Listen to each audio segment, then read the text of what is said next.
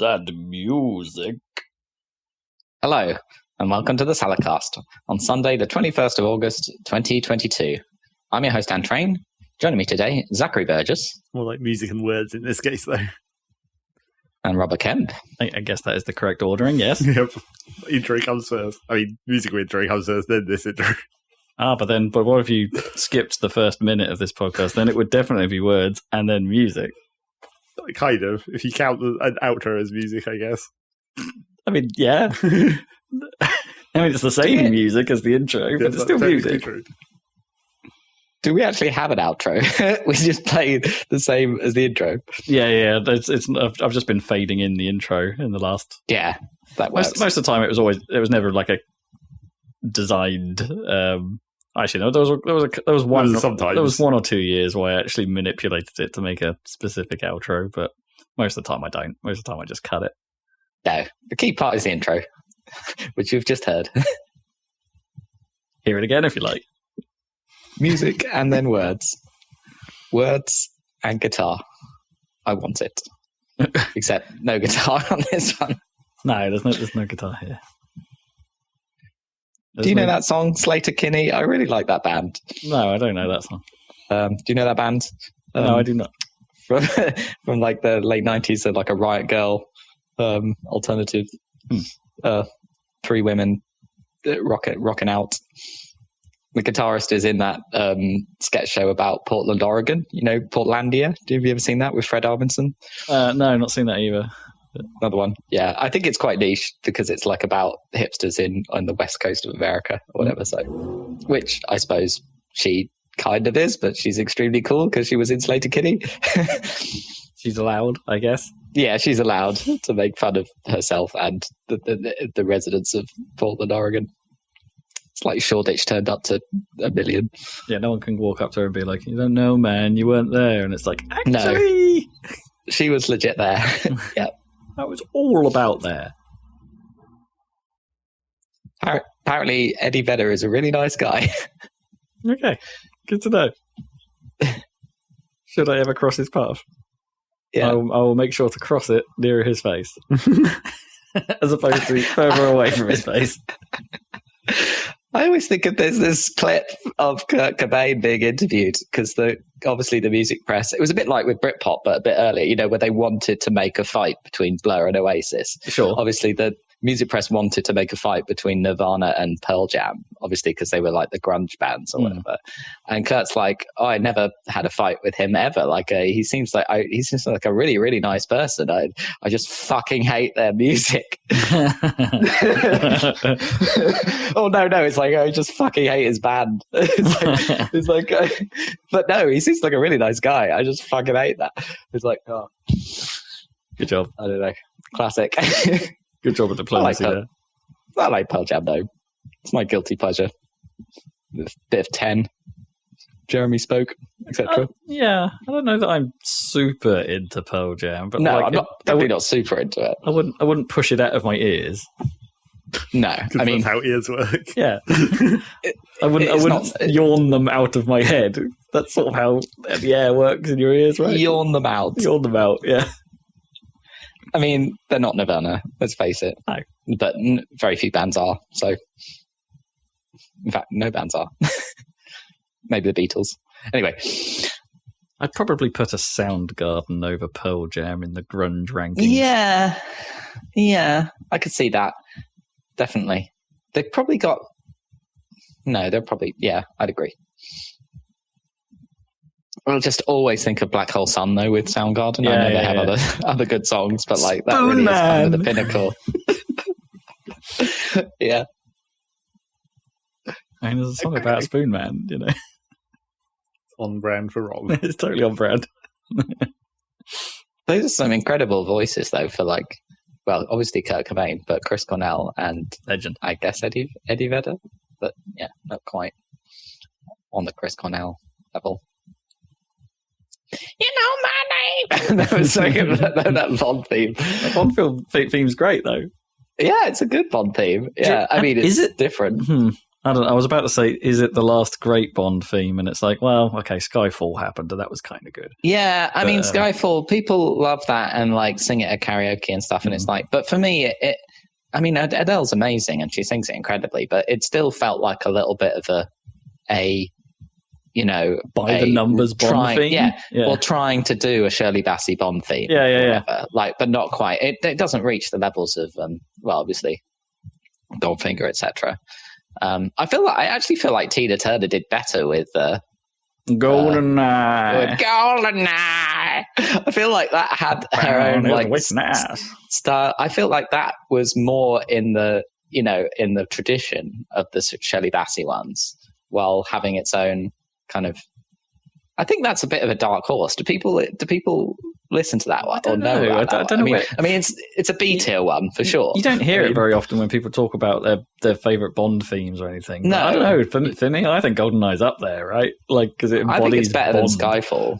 Yeah. I agree with that. I mean, A tier ones are obviously Live and Let Die. It's the best one. 100%. I mean, but that's kind of cheating. Just getting a Beatle to do it is kind of cheating. And obviously Goldfinger. Yes, obviously Goldfinger. Yeah. Took me a while to remember that one, but then it's it's Goldfinger. Finger. Wah, wah, wah. I always think that's quite the "You Only Live Twice" is kind of sampled, isn't it? That's that Robbie Williams song from Millennium or whatever. That's literally just a sample of. Yeah, it is. You Only Live Twice, isn't it? Yeah.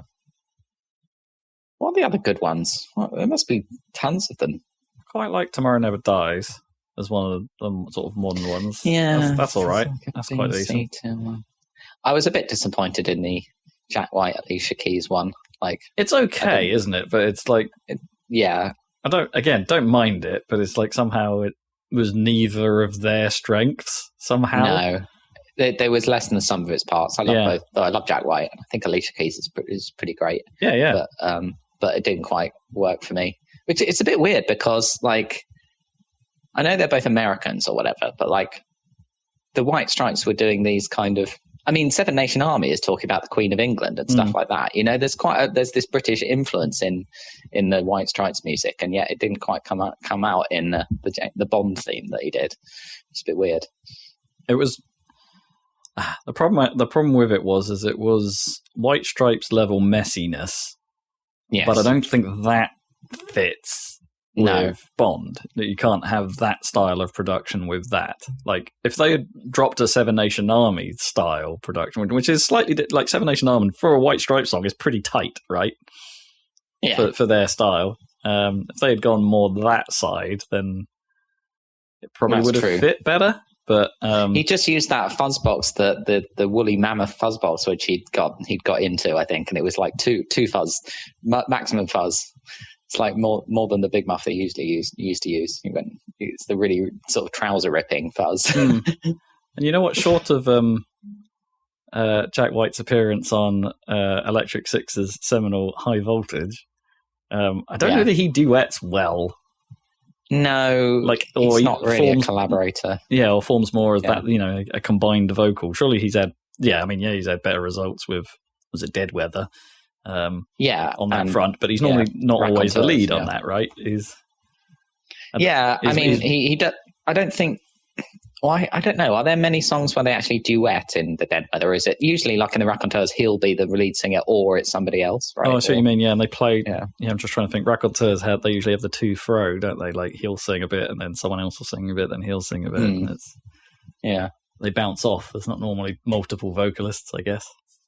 But he was able to do, like when I saw him, solo at Glastonbury, he was able to do Raconteurs songs and Dead Weather songs just by himself. So. Yeah, because I guess you can pull off, because most, as I say, that bounce off is usually like a backing vocal, isn't it? But it's on its own. Like, I'm thinking of Steady As She Goes, and it's like, Steady As She Goes in the background. Yeah, it's like backing. Steady As She Goes. He did that, but I can't remember if he had because he had a band, I think they did sing backing, like the drummer had a microphone or whatever. Does he still do the thing where he has two bands? Like the lady band and the man band. Well, not when I saw him, but he was on a smaller stage because it was like a secret, not secret, but it was like a secret slot at Glastonbury, so it was a smaller stage, so he only had the one band there. But I imagine when he tours, he might do that. But that was like a while ago when he had that, wasn't it? That was when he started his solo thing, right? Solo stuff, yeah. There's a few albums in now, so I don't know if that's still the case. Weird idea, though. This is my man band, and this is my lady band. I don't know. He's the sort of guy who likes separating things into like neat, making things neat. So it's quite a Jack White idea if you think that. Anyway, James Bond, I still haven't seen the last one. I kind of got spoiled on it, but I mean that's pretty obvious. I mean that was the whole idea of it. But have you seen No Time to Die? Yeah, I've seen it. I can't even remember what the theme for that was. It's like, we're on the top subject of Bond. Oh, it's Billie Eilish, isn't it? Because she won an Oscar for it like a year before the film came out. Yeah, not in. Yeah, no, I remember it now. Not into it. I haven't actually heard that, even though I saw. Maybe she played it. I mean, I saw because she headlined Glastonbury, and I saw. I was in the crowd. It's like she's only just got enough songs, to be honest. She's only like 21 or something. She's got 2 albums. She's only just got enough songs to cover like a headline set at Glastonbury. I don't think she played the Bond theme, but maybe she did. I wouldn't have recognised it. No, it's not. It's not a standout. But at least it's not Madonna, huh? Did she? Oh yeah, but that whole film was a disaster. It kind of suited that film. I haven't seen that one like ever. Die Another Day. Yeah. Oh my god, it's terrible. It's so bad. That's like. I would. We should watch that. We probably should. Yeah. That's a good comedy film. Literally, it's properly stupid. Like, so I'm sure there's a lot of the old Bonds I've never seen either. Like a lot of those, I don't think I've seen them all. Let's put it that way. But like, no, I mean it's hard. There's a lot of Roger Moore ones. I can't remember ever seeing like Octopussy. No, I don't think I've seen that. Name aside, I think I've seen A View to a Kill too many times, and that's not very good. I can't remember the theme tune to A View to a Kill. That's very 80s. Is that the Duran Duran one? Possibly, yeah. I remember them ending up in an airship in a blimp over San Francisco Bay or something like that at the end. And it's Christopher Walken is the baddie, I think, and it's got Grace Jones in it. Oh, okay. Maybe I have seen bits of that. Does he parachute off the Eiffel Tower in that one? I don't know. It's stupid. Moonraker is terrible. That's maybe the worst one. Yeah, I've definitely seen that one. That is poop. I don't know what the theme tune to Moonraker is, but I'm not sure I want to know. Pretty sure I've seen. Oh yeah, because that has like a recurring. Because they brought back Is he called Jaws? He's literally called Jaws. Yeah, he's called Jaws. Yeah, from. Is he in Live and Let Die? Jaws? No. Oh, I don't know. Where does he first appear? Anyway, it's his second appearance, I think. Which one is Odd Job from? The Scourge of... Odd Job's from Goldfinger. Okay. Goldfinger. The Scourge of N64 GoldenEye. Yeah. Odd Job is Goldfinger. Who throws his hat, right? With a steel rim. And then in Austin Powers, it's Random Task. He throws a shoe. He throws his shoe. Honestly. And like you fight like a woman. I think that maybe it's a reference to Rosa Klebb in From Russian with Love, who actually does fight with her shoe because she has like a poison tip, she has a poison tip like knife that slots out the front of her shoe. I was about to say, I'm sure that's not the first or the only film that's done that. There's plenty of knife shoes in films, but yeah. Well, maybe that. I mean, that was in. I think that was in the book, so I don't know who came up with poison knife shoe. But anyway, yeah. It's not like Bayonetta's gun shoes, though. No, it's pretty ineffective weapon. Yeah. Yeah. Bond. We still I'll watch. We still don't officially know who new Bond is, do we? No, I mean it's years away, isn't it? I don't know when they'll announce the casting. I mean, who's? I mean, the leading rumor I think is Idris, right? Yeah, but he's too old, isn't he? That's fine. They just don't do many. They could do like a one-off. Yeah. Like, as long as they make a good one-off and don't plan to make a ridiculous spinning story, because they've ended this entire arc now, right? The Craig arc is basically like they'd have to reboot from now, right? I guess that's the idea. Well, and the Craig arc was a reboot in the first place, right? It was, yeah. So they'd have to do all that again. No, I prefer they could get away with a standalone one. Yeah. I mean, I wouldn't mind a one-off with Tom Hiddleston or whatever. That would be fine. Sure. Like, I don't know.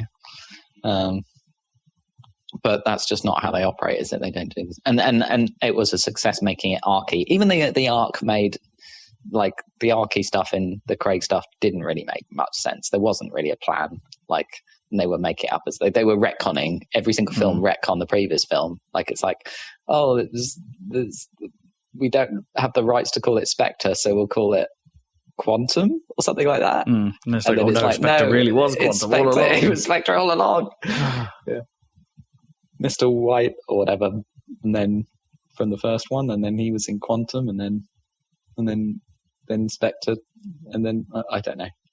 God, Quantum of Solace, that still annoys me. That I don't know why I'm so against. I mean, I've only seen it once, but somehow that is. Well, it's a disaster. It is. It's modern poop. I think that's more egregious than old poop, right? Like, watching an old film that's bad somehow is more stomachable than stomachable. Whatever. It is more stomachable than like modern bad. No, I agree. It's easier and more interesting to watch old bad stuff than that kind of, because that one is like, the way it's shot as well is like, it was very Born Identity. Yeah, that was the thing. It was so inspired by it, but like really badly done version of it. Yeah, with all the cuts and everything and the action, and it's like, what's going on and why? And like, but that one was because of the writer's strike, wasn't it? Like, I don't think they had any writers to write it. Possibly. I mean, that particular writer's strike screwed up so much stuff. Screwed up Battlestar Galactica. All kinds of things got screwed up. Like that one strike in like 2005 or something like that. Something like that. But it was industry-wide, wasn't it? It wasn't just... Yeah. Well, I assume it was still a subset, but it was like a pretty big subset. Yeah. I want to talk about slightly disappointing things I've watched recently. Finished that Obi-Wan. Yeah. Which, to be fair, I was enjoying for most of the way through it, and I didn't really have a problem with it up until those last 2 episodes, and it kind of fell apart for me. Like, okay, mild spoilery zone, because I can't help myself. I really don't understand, like, the third sister's intentions. No. In the last episode. I don't understand, like, why she was doing what she's doing, or how she derived that she wanted to do that. It doesn't make any sense to me at all.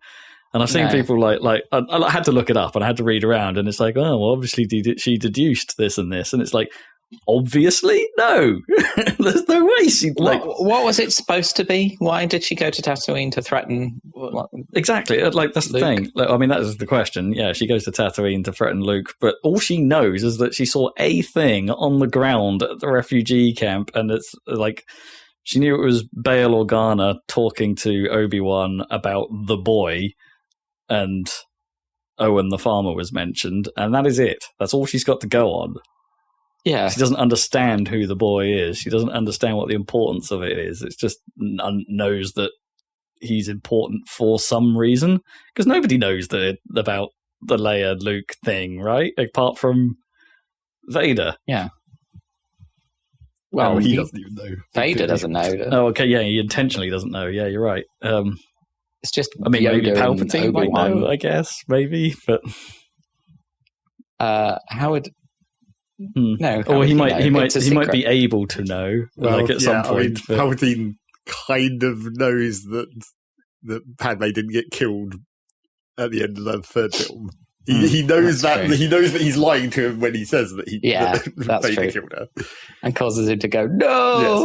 But he doesn't necessarily know about the children, I guess. Yeah, but she was pregnant. Yeah, so it would be kind of obvious. Yeah. Yeah. So anyway, that whole last episode made zero sense to me, which is quite irritating. I mean, I just overall didn't like it, I'm afraid. I thought it was hanging together pretty well up until then. I mean, the thing I liked most about it was little Princess Leia was cute. Yeah, and she was great. Yeah, I liked her. Yeah, she was consistently great the whole way through. Apart from the whole, I mean, I don't know what it is, but like I've lost my faith in their ability to do, or maybe they never had the ability to do action sequences in this new like Star Wars TV era, right? They got away with it perhaps in Mando because they didn't necessarily have to do big set pieces. Yeah, the best ones in Mando are like just kind of Western fights style. Yeah. And in fairness, the one-on-one fights here are still good, but like I don't know, when Leia's running away in episode 2 or whatever it is through the streets of wherever they are, and no one can keep up with her.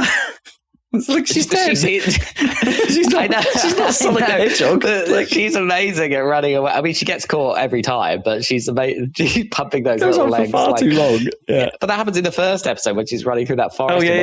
All those adults are like tripping on vines and like smacking their head. And is this a cartoon? I think they just love the idea of jumping out in front of her and just going huzzah, huzzah, ooga booga. I'm Flea from the Red Hot Chili Peppers. Yeah. That's just so that stuff was really dumb. Yeah, but then like I think it was I don't know, what was it? The worst part of it was the stormtroopers rushing the facility in the second to last episode, and they're just all walking through the door, and it like unfortunately descends into standard Star Wars affair when guns don't work apparently. Like there's just a wall of stormtroopers and no one's hitting barely any of them, and no one's hitting this wall of rebels on the other side. It's like, what is wrong with these guns? And then there's like the funniest bit for me was like when the stormtroopers are just literally walking through this door, and there's one shot of the what is it, the turncoat lady, and she's just standing there like pretending to shoot stuff, and a stormtrooper just walks past her, and she's just able to just grab his head a little bit and sort of jiggle it a bit and twist it around a bit. Yeah. And then it's just, oh right, that stormtrooper's done, and it's just like she's just like standing there, and this guy just walks past her. It's so stupid.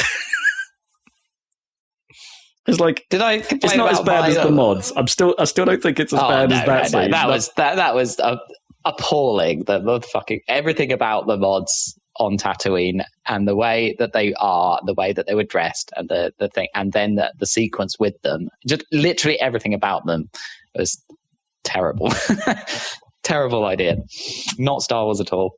But anyway, at least I so hope stormtroopers being useless is fairly traditional Star Wars. Yeah. Yeah.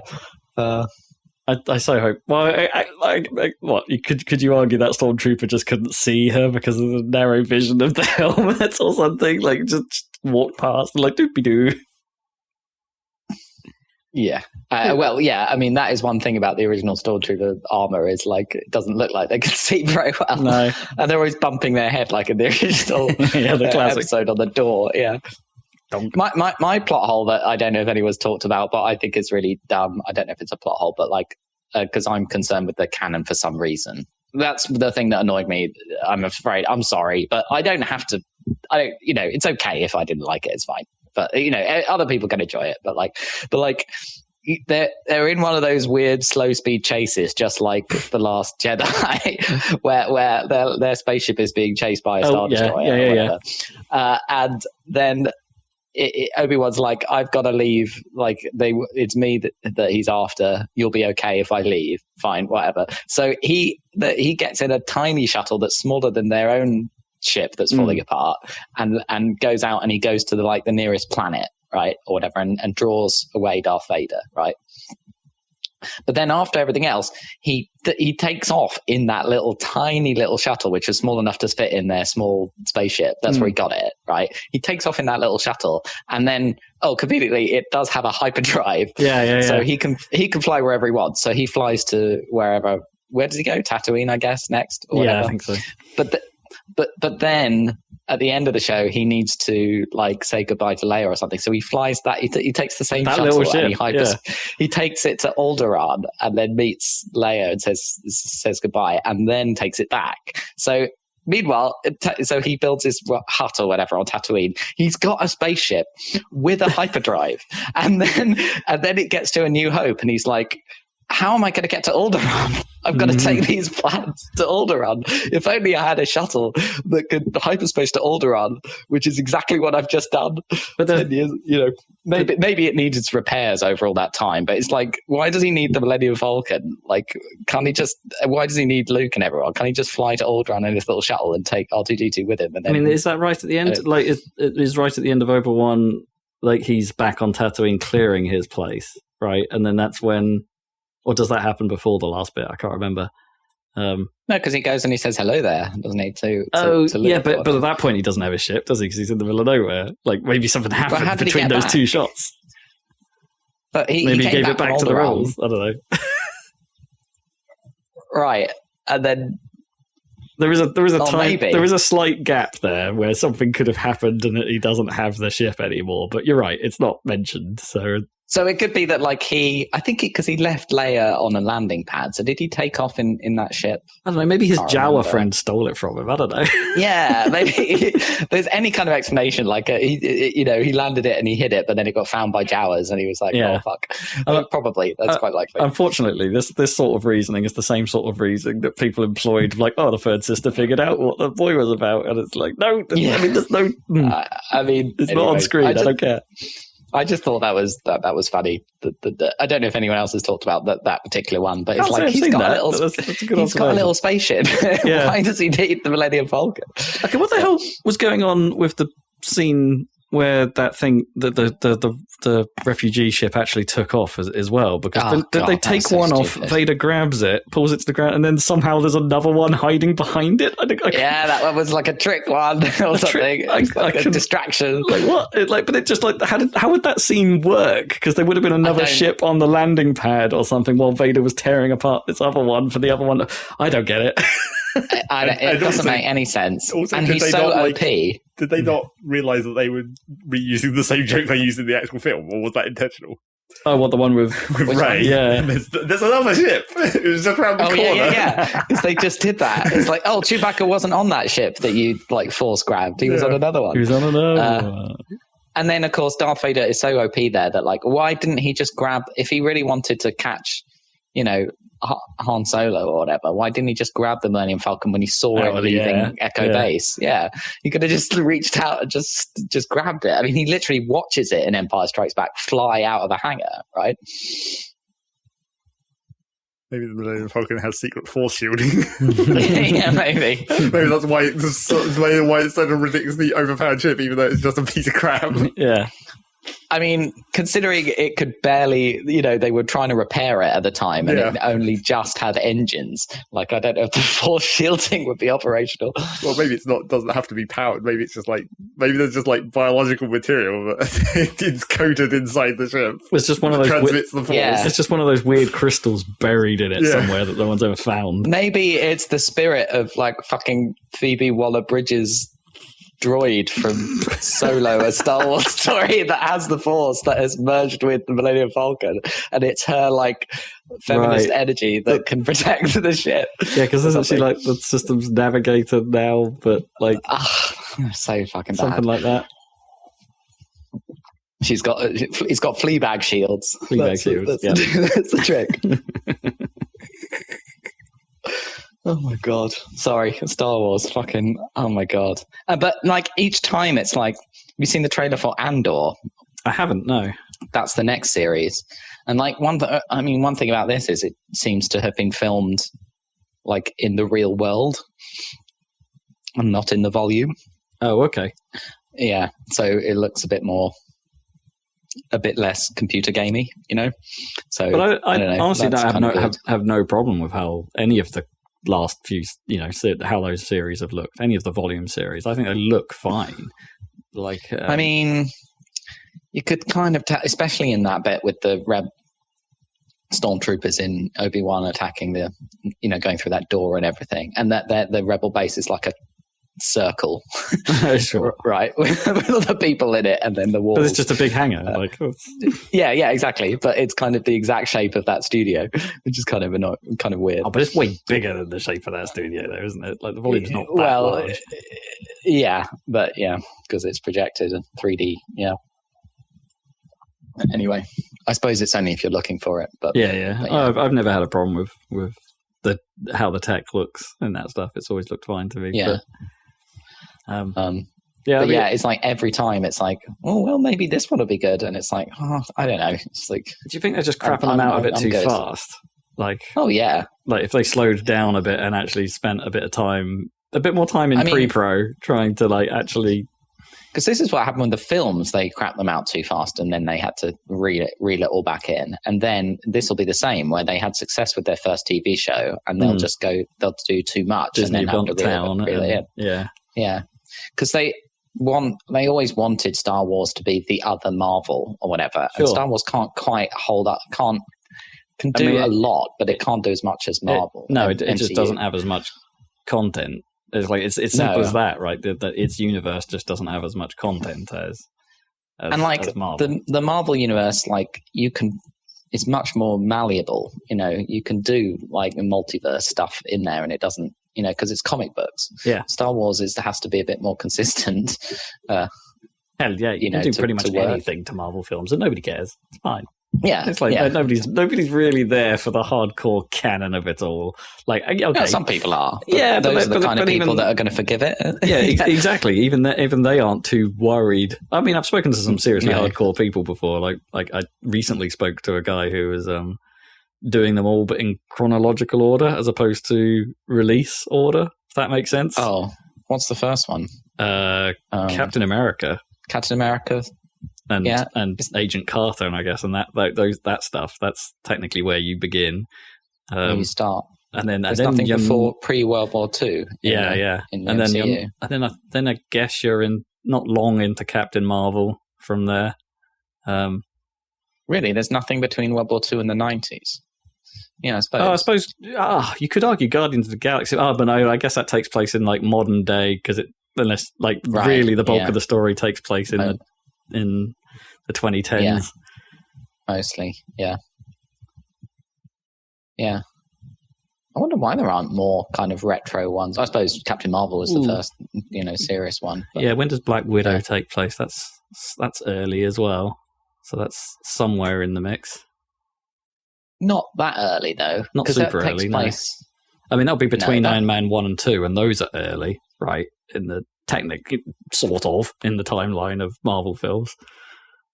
Yeah, because they are, contemporary of the time they came out, which is now ages ago. Yeah. Right. Because Iron Man 1 is set in the war on terror, like post 9/11. Yeah. Yeah. Or post Iraq kind of war, kind of Afghanistan war kind of time. Anyway, what I'm trying to say, so I spoke to someone who was sort of about that stuff, and while he nitpicks the details on it, ultimately it's like, still don't care, they're still fun. It's like, he knows the problems. He knew he could tear them apart if he wanted to, but it wasn't a problem. Yeah, I just don't think Star Wars can hold up to that. It's not that flexible. But anyway, they've done stuff that's totally broken it, and like that annoys me, but other people enjoy, so that's fine. Whatever. I mean, the prequels were bad. Straight up bad. So I mean, it's already ruined. I still like the Mandalorian season 1. It was good. Season 2 is good. If you ask me. Yeah, season 2 is good too. And the Mando content in Boba Fett is good, but like just the Mando content in Boba Fett. Yeah. Well, so is it Boba now? Is that officially how you're supposed to say it? I don't know. It's not consistent, is it? I mean, it was Boba in episode 2, right? Boba, is your father in? That's like my impression of one of the Kaminoans. Yep. That classic Boba Fett line. Yep. Was I talking to you? Was this on the podcast? But I think that Boba Fett's character should be, because he doesn't, he's barely in the original films, and so it's like he's just a costume, people say, or whatever, and he was cool, but he does have a character, which but there's not much there. No, but they should have left it at that. Well, if they were going to do him, like, I think his character is straight up just the bad, Angel Eyes from The Good, the Bad, and the Ugly. Right, that is Boba Fett. Okay, and that's who. But instead, they what they did was, well, they gave him like a totally different character where he's like honorable or something, which is ridiculous because he's not honorable in but they did make a character that is the bad from The Good, the Bad, and the Ugly in the cartoon, and it's Cad Bane, right? And that's the guy that they brought in as the baddie at the end of Book of Boba Fett, that if you haven't seen the cartoon, you don't know who he is. The guy with the blue face and and it's like that character is what Boba Fett should be like. Right. Yeah. Like ruthless, kind of. Well, ruthless. Yeah. He should just be. In my head, Boba Fett should really be kind of like how the characters in Cowboy Bebop are, but as in they're just there to get the job done, and they don't care. That's all. That's all Boba Fett should have been to me.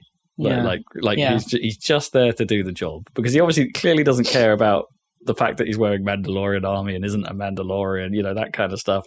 And it's like he just doesn't care, and that should have been all his character ever was, and he would have remained cool. Yeah, yeah. He is no longer cool. No. There was no saving him.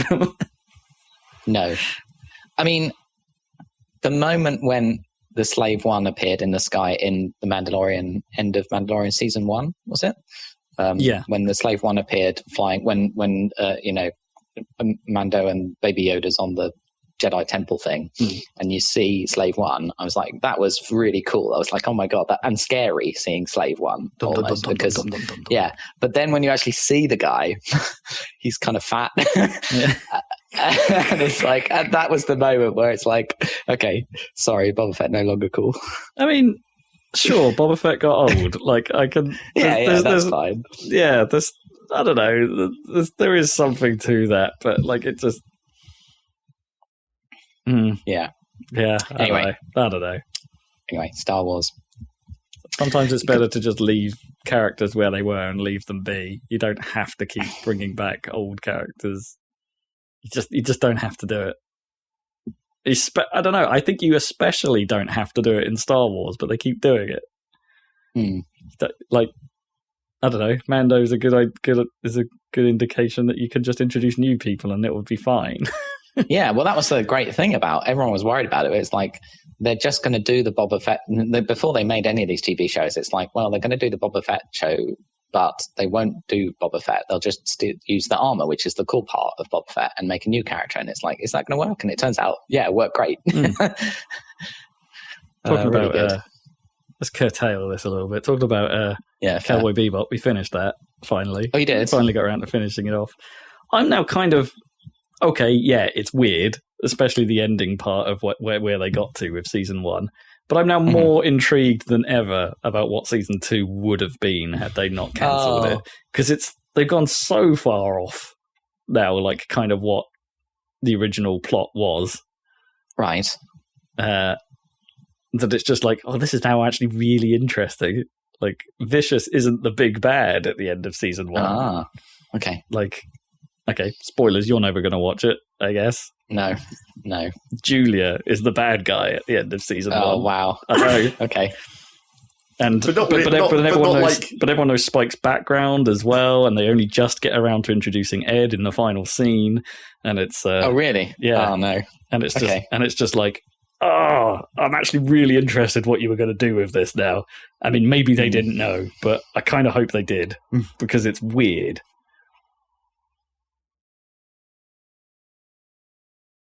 I don't know. It got increasingly less Cowboy Bebop as the show went on. Like, it lost that edge, I think. It lost that cool, that aloofness, I suppose, that it has. But I still enjoyed it all the way to the end, even if the Dutch camera angles were getting a bit much. Oh no, not Dutch angles. All Dutch. Everything's wonky. There's even some HBO crane series wonk going on in some shots where a wonky crane movement is happening, and it's like, this is weird. They're really distracting Dutch angles. I don't know. I know. I get. Obviously, it's a stylistic thing, but it's like, it's pretty irritating pretty quickly. It definitely works in some shots, but they use it too much. Like, I don't know. I get why they're doing it because, right, comic books are often drawn at Dutch angles, right? So that's kind of where they're coming from to try and recreate some of that. But there's some shots where it definitely works, but they overuse it. They totally overuse it. I was watching a random video about some film. I don't even remember what film it was, but they were complaining about the weirdest camera shot they've ever seen, where it was it's a shot of two people talking over a table, and it's cutting between cameras that are looking at each of them. But every time it cuts between them, the camera is moving sideways. So every time it cuts, it's like the camera resets the middle and then pans across each person as they're talking from the middle outwards. Every time it switches between them, every sentence, the camera resets and pans across again. It's like, why would you do that? That is quite strange. So where's the camera? In the middle? Yeah, the camera basically starts in the middle. Well, it's always only looking at one of them, so you never see both of them in the same shot, but it starts closer to the middle of the table they're sitting across, and then pans outwards away from the center, but in each direction when each of them are talking. So each time it cuts, it's like the camera goes back to the middle. So sort of a waff. Yeah. Waff. Just weird camera movement. I mean, if you're going to try and come up with a new style, kudos for coming. Random things. Yeah, kudos for coming random up with camera movement. Yeah, something that. It would have been cooler if one of them had gone up and one of them had gone down. And you just you pan further over them gradually for each shot. I mean, it's not that uncommon a shot in anime, right? Is it to if two people are literally just talking to each other, they'll have a fairly large close up and a slow pan as they're especially in heated moments. Probably not as much pan as this shot. No, but not by the way you're describing it. What was this? What show was this in? I don't even remember. It's just some random video I was watching about some random movie. I mean, I'm going to vaguely try and search for it. I'm sure you're going to find it from that. I tried to watch years ago. There was an HBO show that was a historical drama about the American Revolution. It was about John Adams, and it literally had loads of good people in it. There was Paul Giamatti as John Adams. So you'd think that would be quite a traditional, straightforward thing, but it was just Dutch angles constantly, and it was just so distracting. I mean, I guess you could argue that is traditional, unfortunately. Do you think? It's like the cameras were set up all wonky to film these. Maybe they just wanted to, stand out from your average historical period drama. But a historical drama, but with all shaky cam, because as if we were filming this somehow. Yeah, with a video camera recorder. I mean, that kind of worked in Battlestar Galactica. It had shaky cam in space or whatever. That worked surprisingly well. But yeah, it did not work for me in HBO's. That's quite old, that miniseries now. But yeah, it's kind of distracting to say the least.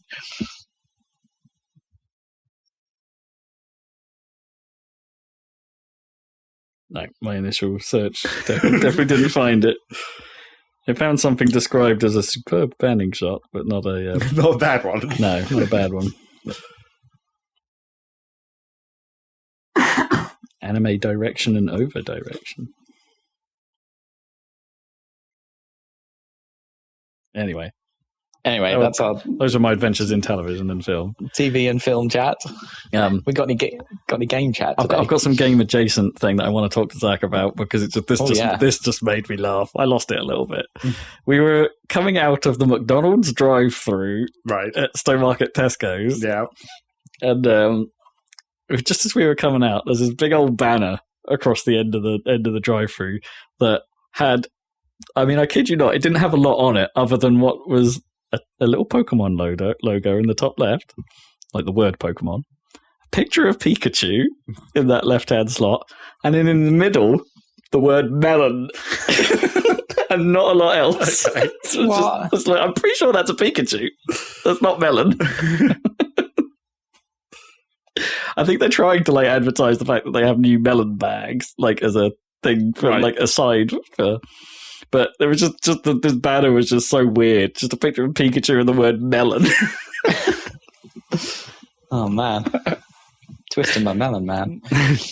Melon. No, I did. I was get. Yeah, no, you wouldn't have heard that, but they just said I was giggling the whole way home, and it's like, yep, that's true. Melon. It only works if it was a yellow-coloured melon, I guess. Yellow melon. I mean, the banner was yellow, but well, because it had Pikachu on it, and McDonald's yellow, I guess. Also, melon. What's happening in video games then? Nothing. Nothing. I love the fact that Zach says nothing while yawning. Yep. So you know. It's quite predictable. We ask what you've been up to. A combination of yawn with the word nothing always. This time, I mean, I guess there was the Splatoon Direct. I guess that is one Splatoon thing. Direct. There has been one thing that happened. It's probably the newsiest news that newsed. Yep. That's of interest to us. So what is the Splatoon 3 news?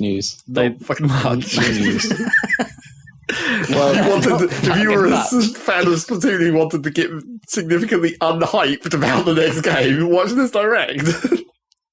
So it's an unhyping Direct. Yeah, it's tricky because Nintendo did a deep dive Direct. Nintendo did what Nintendo does, which is describe every minute thing in excruciating detail. Slightly the too third much. game of a series. Yeah, this didn't need this. This really didn't need the full-on half hour. Here's everything we've got in the game. Well, I mean, it could still have been a half hour, but maybe focusing on some more specific things and not fucking everything. I don't know. I don't think they should have done. Well, I think they literally should have made it a quick 10 minutes, talk about what's new, and leave it at that. Because they went into like everything that Splatoon is. Like, here's how Turf War works. Here's what Splatfests are. Here's your guns. Here's how the shopping stuff. Yep, here's every shop. Here's everything that's been the same. Yep. In all previous games. And they went through that a little too much. Here's a campaign. Here's a dude in a vent, or a manhole cover, like in the same way that you access the campaign in Splatoon 2. Like, it's the same, isn't it? Yep. That's the problem. It's like it's mostly the same. It's too the same. Which, yeah, for people wanting hey, it's the third in the series. It's like, okay, 2 was a refinement of the first. That's fine. And moving off the Wii U to the Switch, kind of an okay deal, right? Yeah. Splatoon 2, you can get away with that. Splatoon 3, though, I'm not sure they're getting away with it as much this time. Well, according to the YouTube comments, they are. I went and looked at the YouTube comments, and I was expecting quite a lot of people shitting on it, but it was just everyone was super enthusiastic, and I was like, "What? What? How are you?" I mean, there was I read a comment where it's just like, "Wow, there's going to be 12 maps at launch. This is so much," and I'm like, "Well, yeah, compared to Splatoon 2, technically, that's definitely higher than any Splatoon game has launched with." But also coming from Splatoon 2, where we've had all the maps for the longest period of time. And also, they're literally using some of the old maps in Splatoon 3. They are, yeah. Some of them. So why not all of them? Yeah. And also, the shots they used to demonstrate some of those maps and some of the environments in general were questionable choices.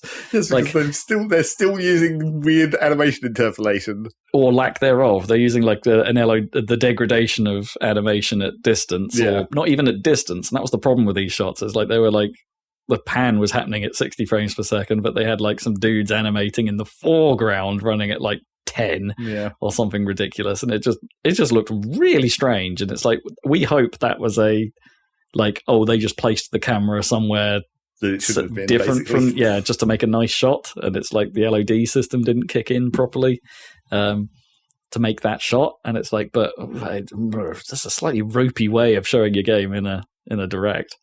And also, why are they using this animation technique? We've never known. I can't believe that decreasing. I mean, a lot of games do it, right? It's not that uncommon, but I can't believe that it saves you a huge amount of power. That unless you're doing some really complex animation stuff, I don't know. I don't even think you can get away with it. Like maybe if you're doing an open world game, it makes sense, right? And there are large draw distances because Halo Infinite does it, right? And, right. But I don't think they can get away with it here. I mean, they didn't get away with it in that last Kirby game. No. And it's much less bad in that game, I guess. No, there are bits of that. I've seen some like bits of gameplay from that last Kirby game, and it just looks awful. Like, why did you make that choice? It's like I don't get it. Anywho, I'm not a fan of that technique, and it's I especially don't think it works here. It was just a weird choice. But well, what is new? You've got a real lobby now, I guess. A real lobby, yes. So this is actually one of the major improvements that I think. A UI improvement, basically. Yeah. Well, kind of, because the lobby now actually isn't just you sitting and waiting for something to happen. It is a little more interactive. Loadouts are a thing now, thank God. Like, they should have been in there since day one.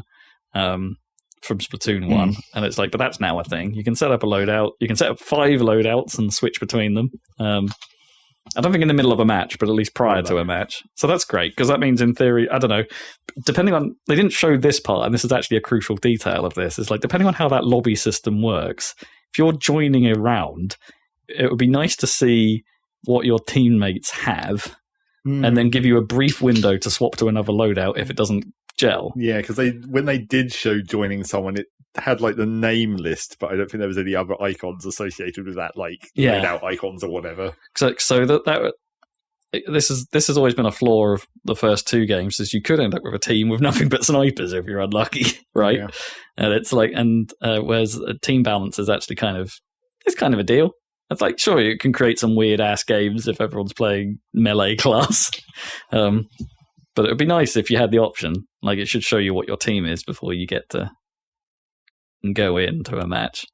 But they didn't show that part, so I bet it's still not a thing. Or if they did, it only showed it for like a few frames, because they only very briefly showed those joining dialogues. Yeah. So the lobby also is like, the lobby's also your test arena now, so you can actually just muck around and shoot the guns whilst waiting for a match to start. Stuff like that. So that's an improvement over Splatoon 2 especially. I kind of wish they went back to the Splatoon 1 thing myself, which is like, on the Wii U version, the second screen would become like a little NES style game. Like, it had a version of Doodle Jump, but it was like Squid Jump. But their new minigame is far too complicated for being a loading game, because they put a card game in. They've put a CCG in Splatoon. This is their biggest new feature almost. Yeah. There's a CCG in Splatoon now. Which is properly weird. I have no opinions on this thus far. It's just the fact that it exists is strange. I mean, yeah, it's another thing to do, I guess. Another thing to collect. Another reason to keep playing, for stuff to get. Maybe. Depending on how that unlock system works. Because there's now a lobby, they've added the ability for you to customize a locker pointlessly. Yep. Really pointlessly. I can't look at it. I mean, I kind of get on board with like games that have the ability to set a banner and a label for them. So when you get like, you were killed by, it's like, it's still stylized in their particular way. That's fine. I'm okay with that.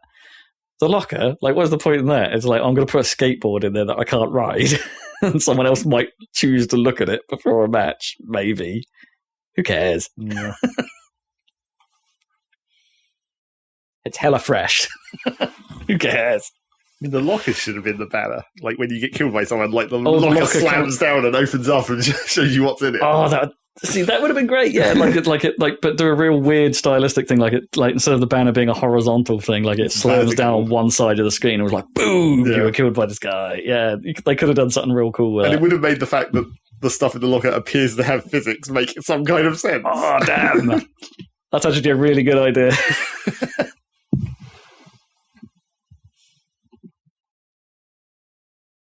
So those are improvements. Yeah, those are basically the only new things. I mean, new boss Salmonids in Salmon Run. Sure, but they'd already showed that. Salmon Run's back. That's a good thing. But they haven't mentioned how the scheduling is going to work. They have mentioned that like it's still a 2-map rotation on the modes. Yes, on the normal modes. The same Splatoon. How what levels people are playing is still a thing. That's worrying for Salmon Run. Yeah, because Salmon, for those that don't know, Salmon Run in Splatoon 2 suffered from having weird availability windows. So like you just couldn't play it. It was like 1 day in 3 or something, right? Something like that. It was really strange. So it just meant sometimes you weren't actually able to play it, or at least properly online and earn stuff from it. You could do local games. But you wouldn't earn anything from that. Like those were just for the lols. Which Zach and I used to do, in fairness, but like when Salmon Run wasn't available. But that sucks because then you can only have as many people as you have locally. Yeah, you can't fill in the extra slots. Yeah, so they haven't said anything about how that's going to work. For the love of God, just unlock it. Like the schedule made no sense. Yeah, but the whole schedule of 2 maps doesn't make any sense anyway. We've always said they should have got rid of that in Splatoon 2, or at least make it 3. Yes, well, I mean that is also what we actually said about Splatoon 2. Is like it was an acceptable thing to do at the start where there weren't very many maps. Yeah, and then as they added more maps, it was like, well, why not expand at least the number of maps that you can choose from? And it always was expanded to 3 during a Splatfest anyway, because they threw in the weird map on our Splatfest. Yeah, the experimental map. And also it's Splatoon 3. Just make it 3. Because they do a valve and get stuck at 2.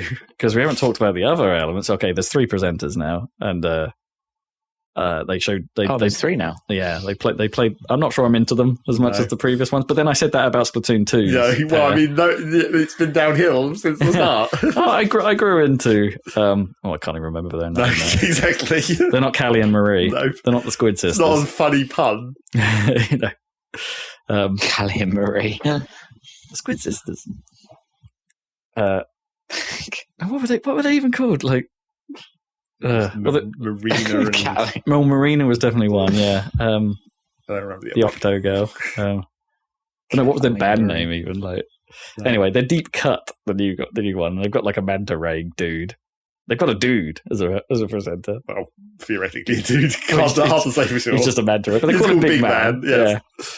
And apparently in the world, he just says A, which then everyone understands because it then translates it in brackets.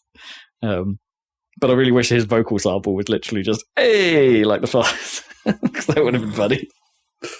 Whenever they speak to him. A! No, and I'm not sure they played the Splatfest song as well, didn't they, in this thing? And I'm not sure I'm as into that as previous ones. It's got a slightly more Asian slant to it, the whole thing, which is fine. I don't mind that. What's the other 3? The tricolour battle, which we don't really understand, even though they tried to explain it. It just seems weird. So they've described Splatfest as being like a 2-phase thing now. So you go through the initial phase, which has always been pick a team, you fight for your team during the Splatfest, and that adds to some tally. Yes, like there's a score based on wins and stuff like that. And you used to pick one of 2 sides, like what's better, ketchup or mustard, right? That was like the first Splatfest, I think, or maybe the first for Splatoon 2, something like that. It was like pick ketchup or mustard. You pick your team and you fight for the mustard rights. And then this time they're making you pick 3 teams. So there's 3 things to choose from, but during the turf war, there's only 2 teams.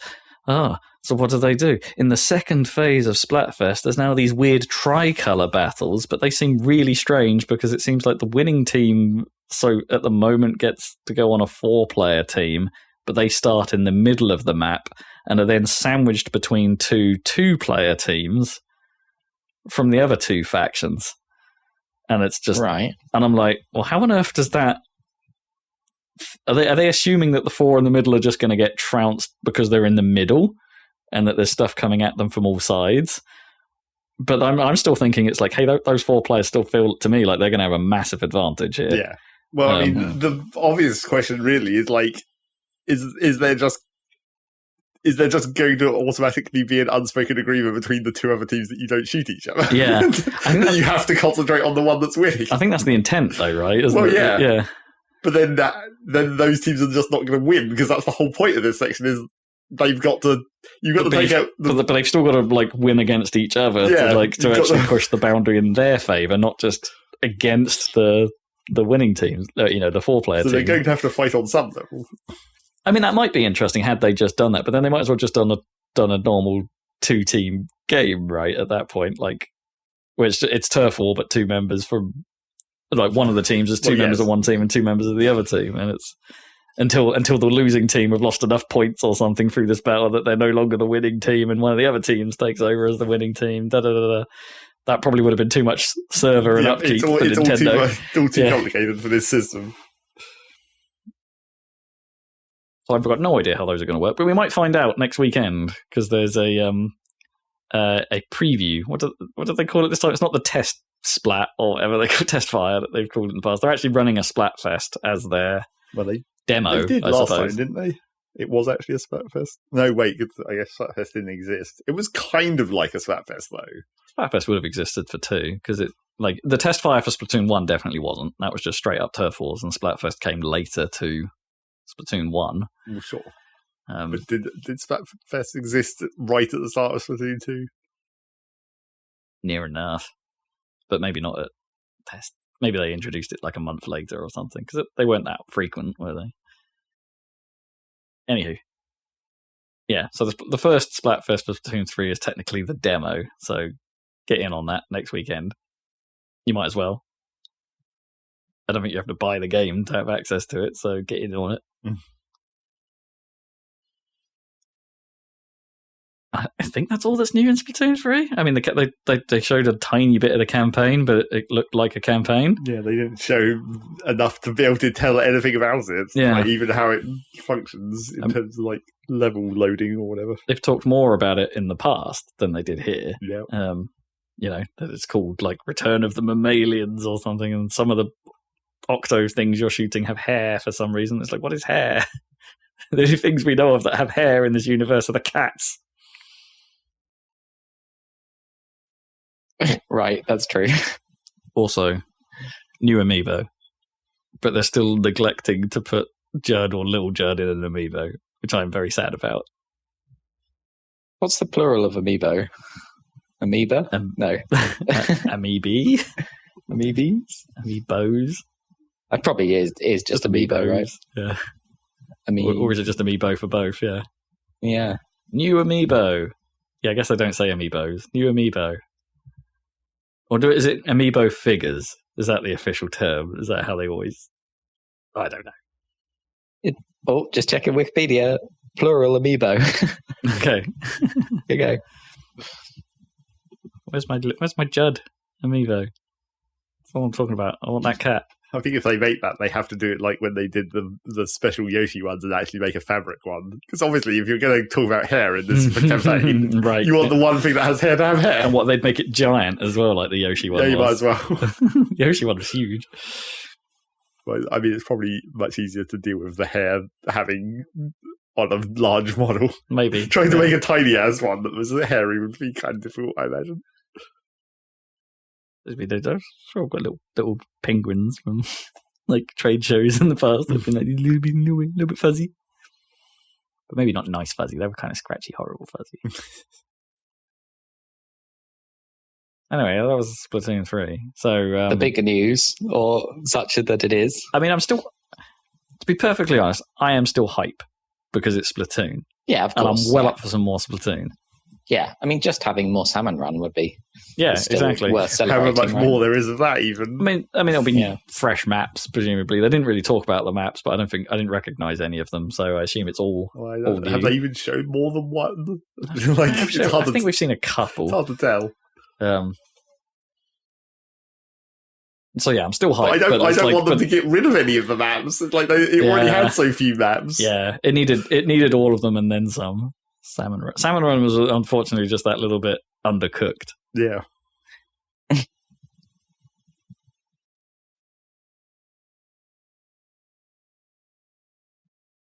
Anyhow, Splatoon 3. And that's all the news, pretty much. I have seen on Twitter there was another little run of people saying, "Hey, Hideki Naganuma should totally do the Splatoon soundtrack." He's busy. Well, we don't know how many songs he's doing for Bomb Rush, in fairness. At least 2, apparently. That's all we know. I mean, there's a lot less than a Jet Set Radio project. When is that coming out? Still unconfirmed. Nobody knows. Okay. Still might get pushed out of this year. Still might not score any points on our league. Oh, well. Yeah. Talking about games that are coming out, Sega aren't going to push Sonic Frontiers, apparently. So they say at this point. But that's what they've been saying, right from the start. Yeah. They're like, this is the date. This is the game. Whatever's up with it at that date, this is what you're getting.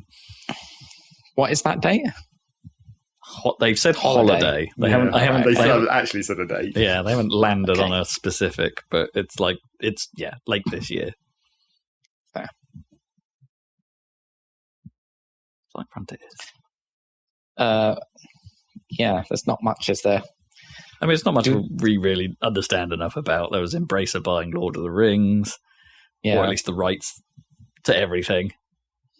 Really, apparently, who are Embracer? Like the Swedish? I mean, that's a real good question. Yeah, and how have they managed to swoop in and buy all the rights to all? I don't know where their money's come from. That's the thing, right? Yeah. Perhaps I need to look into this at some point. But it's where is all the funding coming from Embracer Group? Because they are just buying everything. They're like the new Tencent, right? And you'd think, the Lord of the Rings, or whatever, the Tolkien estate, or whoever it is, or Middle Earth Enterprises, or whatever, but the Tolkien estate, they've always been pretty protective and careful over who they license stuff to. And yet, maybe they just don't care anymore, because, I think, I thought, I loved the Lord of the Rings movies, the Peter Jackson trilogy from 2001. I thought they were they're not totally faithful, but I thought they did probably as best a job as they could do. And yet, apparently, I think Christopher Tolkien hates those films. Oh, really? And doesn't think so. If that's not good enough, then what the heck else? Maybe they just don't care anymore. Maybe he likes The Hobbit more. I don't know. We like those less. The world likes those less. Yeah, those were not good. I don't know. I just find it surprising giving it to a games company in the first place. Not that there aren't great, everyone loves those, Shadow of Mordor games or whatever they're called. Oh, right, yeah. That Warner Brothers haven't gone back to for quite a while now. Yeah.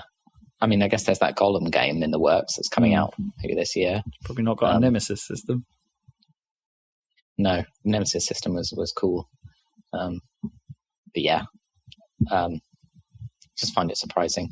But we'll see. We'll see. The next big thing is that I hadn't quite realised that, going back to TV, but I hadn't quite realised that it's head-to-head between Amazon Lord of the Rings and then the Game of Thrones prequel, which is coming out basically the same time. There's more Game of Thrones. Yeah, it's starting Monday. There's more Game of Thrones. And apparently it might be good, so who knows? I never watched. You haven't seen Game of Thrones, right? No. Okay. Yeah. It was good in the middle for sure. It was enjoyable. Famously went wrong at the end, but that doesn't negate the whole thing. But yeah, if you haven't watched Game of Thrones, you don't have to. It's not there's certain things where it's you kind of have to, it would be worth it. But I think you and Naomi would probably enjoy watching it if you fancied something to watch. But you certainly depends don't if it have keeps to. its bleakness, because the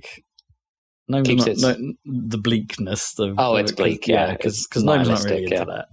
No, it's pretty bleak and violent, and yeah. That's kind of its thing in some ways, is that it doesn't care. It's George R.R. Martin came out saying that Gandalf should have stayed dead. They shouldn't have brought him back. Things should have consequences. It's that's very much in the game. In the Game of Thrones, they wouldn't. Yeah, although who knows? Anyway, I mean, why didn't Vader just straight up kill Third Sister? Isn't it like just? Why did they stab her with a lightsaber and she somehow? I mean, that was a plot. Well, that was the funny part, wasn't it? Like she gets stabbed through the guts with a lightsaber, and then it's like, is she going to die? And then the guy that she stabbed through the guts with a lightsaber walks up to her and says, "Isn't it funny how if you're really angry, you can survive getting stabbed in the guts?" Apparently, at that exact moment. Apparently, that is a thing, there, isn't it? Like it's like force revenge or something. Right. The will for revenge causes some amount of survival, and that's apparently. I mean, it's dumb, but yeah. I read somewhere that Darth Maul survived being cut in half. Yeah, he did. When did that happen? In the cartoon, because in the cartoon, right? Yeah, they've got to bring him back but it's in the film, the Solo, a Star Wars story. He turns up at the end, right, as a hologram in a phone call. He has a phone call with Khaleesi from Game of Thrones. I mean, I didn't know. I lost the thread of time at that point, but couldn't quite figure out. It was just fan service or whatever. But but that's the thing. He doesn't really have a character in. He's just a cool look. But then they bring him back with robot legs or whatever because he has the will to live, I guess. And then he is actually a character in the Clone Wars cartoon that actually people like. And he has obviously a rivalry with Obi-Wan because he freaking murdered Qui-Gon Jinn. Yeah. So, yeah, but he canonically is killed in the cartoon as well, in one of the later cartoons as well. He gets in a fight with Obi-Wan, kills him in the end. Will to survive. Or the will of revenge. More important. I mean, I think when you think about that scene from episode 1, like, arguably getting cut in half was the less deadly part of what happened to him. Falling into a giant pit. That's a pretty big hole. Yeah. Yeah. What part of him could have survived the impact of whatever he landed on? But then, according to the fucking recent Star Wars film, the fucking Emperor survived, didn't he? Or did he survive? Or is that the same body as the one that fell in the pit and exploded? Right? And then he Is it a clone? Yeah. I can't remember. I think that's what they say. Yeah. Is that what they said? Oh, yeah. But which clone is the real? But he's also gone wrinkly and weird with his clone. It was a bad clone or something, or like they didn't take long enough to fully finish that clone.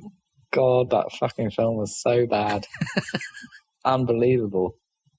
No, obviously the reason that he survives is the same reason that Luke survives when he falls in a giant hole. There was a second suction hole that conveniently swoops him in and slows him down nicely. That's true. Some kind of trash hole, we mean. That was extremely convenient that Cloud City had a slide, basically. Slide thing. Yeah. I mean, yeah. Yeah, falling down giant holes is definitely not fatal in Star Wars. Everyone's superhero landings at some point. But you'd think getting cut in half. I mean, Luke lost his arm before he jumped down a giant hole. Well, but I mean, hand, I guess. Hand, yeah, I suppose his hand. But Darth Maul lost his entire legs. I mean, as long as it was a low enough cut, it was probably fine. Is it true that like lightsabers automatically cauterize a wound? I mean, they don't bleed at all, do they? No, Qui-Gon gets stabbed right in the heart. No blood comes out. No one ever bleeds in Star Wars. There's no blood in Star Wars. Yeah, it's not. Is that true? Is there blood in any of the Star Wars? Don't think so. There might be some from a lip at some point. What about the dude who gets eaten by the giant monster thing in Jabba's palace? Is there blood in that? Non-human blood. I don't think they show it.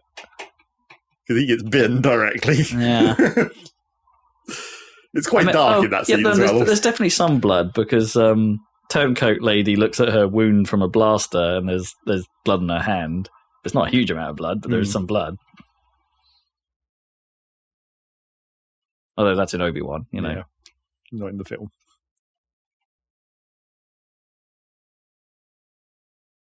And I guess Kylo Ren punches his bandages. Is there blood in that? I think there is, right? Oh, what? It shows seeping through. Yeah, maybe. That's about as much as you get. That wasn't a lightsaber wound, was it? That was a blaster shot. Further cementing that blasters suck. And also, apparently, lasers don't cauterize wounds. Lasers don't cauterize, no. Just laser swords. It's whatever you need it to do for the plot. It's for the plot. Are we done with news? I can't think of anything. Yeah, probably. Yeah. It's time for what you've been playing. Zach, what have you been playing? Well, I'm going to have a nice short one this week because I haven't been playing basically anything. I've been playing some auction not included. Went back to that, even though I was in the middle of another going back to Factorio. I've been jumping around between these like games where it's like I should probably try and continue one of these things so I don't forget what the fuck I'm doing. Except as we've previously discussed, I'm actually pretty good at just remembering things. Like when I went back to that Factorio game that I had played for probably like a month, I was like, it took a while, but then I was like, oh yeah, I remember what I was doing. So going back to this Oxygen Not Included game I had played for a couple of months, I was like, what was I doing? Oh yeah, I'm fine. I'm good. I remember. I remember. But yeah, I went back to that. Continued my I guess second DLC game. But it's once again got to the point where everything is getting slow, not just like physically slow, it's like the game running slow, but also just like things are taking a long time. Oh, I see. The grind is a bit bad. It's like, I don't know. It might just be like a balance problem, I guess, because it's just like I think all three of my current bases have reached the point where it's like basically they're stable, and it's just like, so I'm getting to the point where people are going idle because I'm just like, I don't know what to even do, so I'm having to like think up new projects for them to work on. But then I'm like, should I be working on like actual progress rather than random projects that I can think up for these bases? Because it's like I have these 3 bases, but I've already seen like another 3 different asteroids that I could theoretically start a base on. But I'm like, what is my long-term goals? What should I actually be doing instead of these random other things that I'm coming up with? I mean, technically, these projects are slightly useful. Like my main base doesn't really have a proper power source. Except that's not even the project that I'm doing there. I'm doing like I've just been working on like capturing some metal volcanoes just to get free metal. Not that I particularly need that. And actually, in the main base, I've sort of been waiting for a previous project to like finish, sort of. Except it's not like the construction. It's like I set up this thing where I needed some steam to run a steam engined rocket. So I was like, I need to get some steam. So I was like, okay, I need to boil some water and then get some steam. But then I was like, well, if I could just dump water in here and boil it, and that would be fine. But that's like a big waste of energy. Like, why would I bother heating water up from 0 to 100 and by just pumping energy into it when I can use that water in a metal refinery and that'll heat it up first, like a preheat, and also I'll be able to refine some metal at the same time. It's like, okay, I'll do that. But then I was like, but I can also use polluted water instead of regular water in the metal refinery. And then when I boil the polluted water, the like dirt comes out of the polluted water and just drops as an item. So I'm also turning the polluted water into normal water and refining metal and getting the steam that I need. So I set that all up, but then I had like way too much polluted water. And I'm just like, I'm going to commit to this. I'm just going to put all of this polluted water I have through this whole system, refine like fucking 60 tons of gold while processing all this water, and it's just been taking forever to just get through it all because it's So do you not get the pollutants out of the water? Well, they drop as like dirt, dirt comes out when it turns into steam. It's just dirt water. Yeah, basically. It technically should be like polluted dirt, really. Yeah. Not just dirt. Because that sounds like a way of like actually solving a pollution problem. Well, I mean, it is. Yeah. It's a very heat-intensive way of solving the problem. Because then you'd also have to like cool the dirt down afterwards as well. That's a future problem for my system.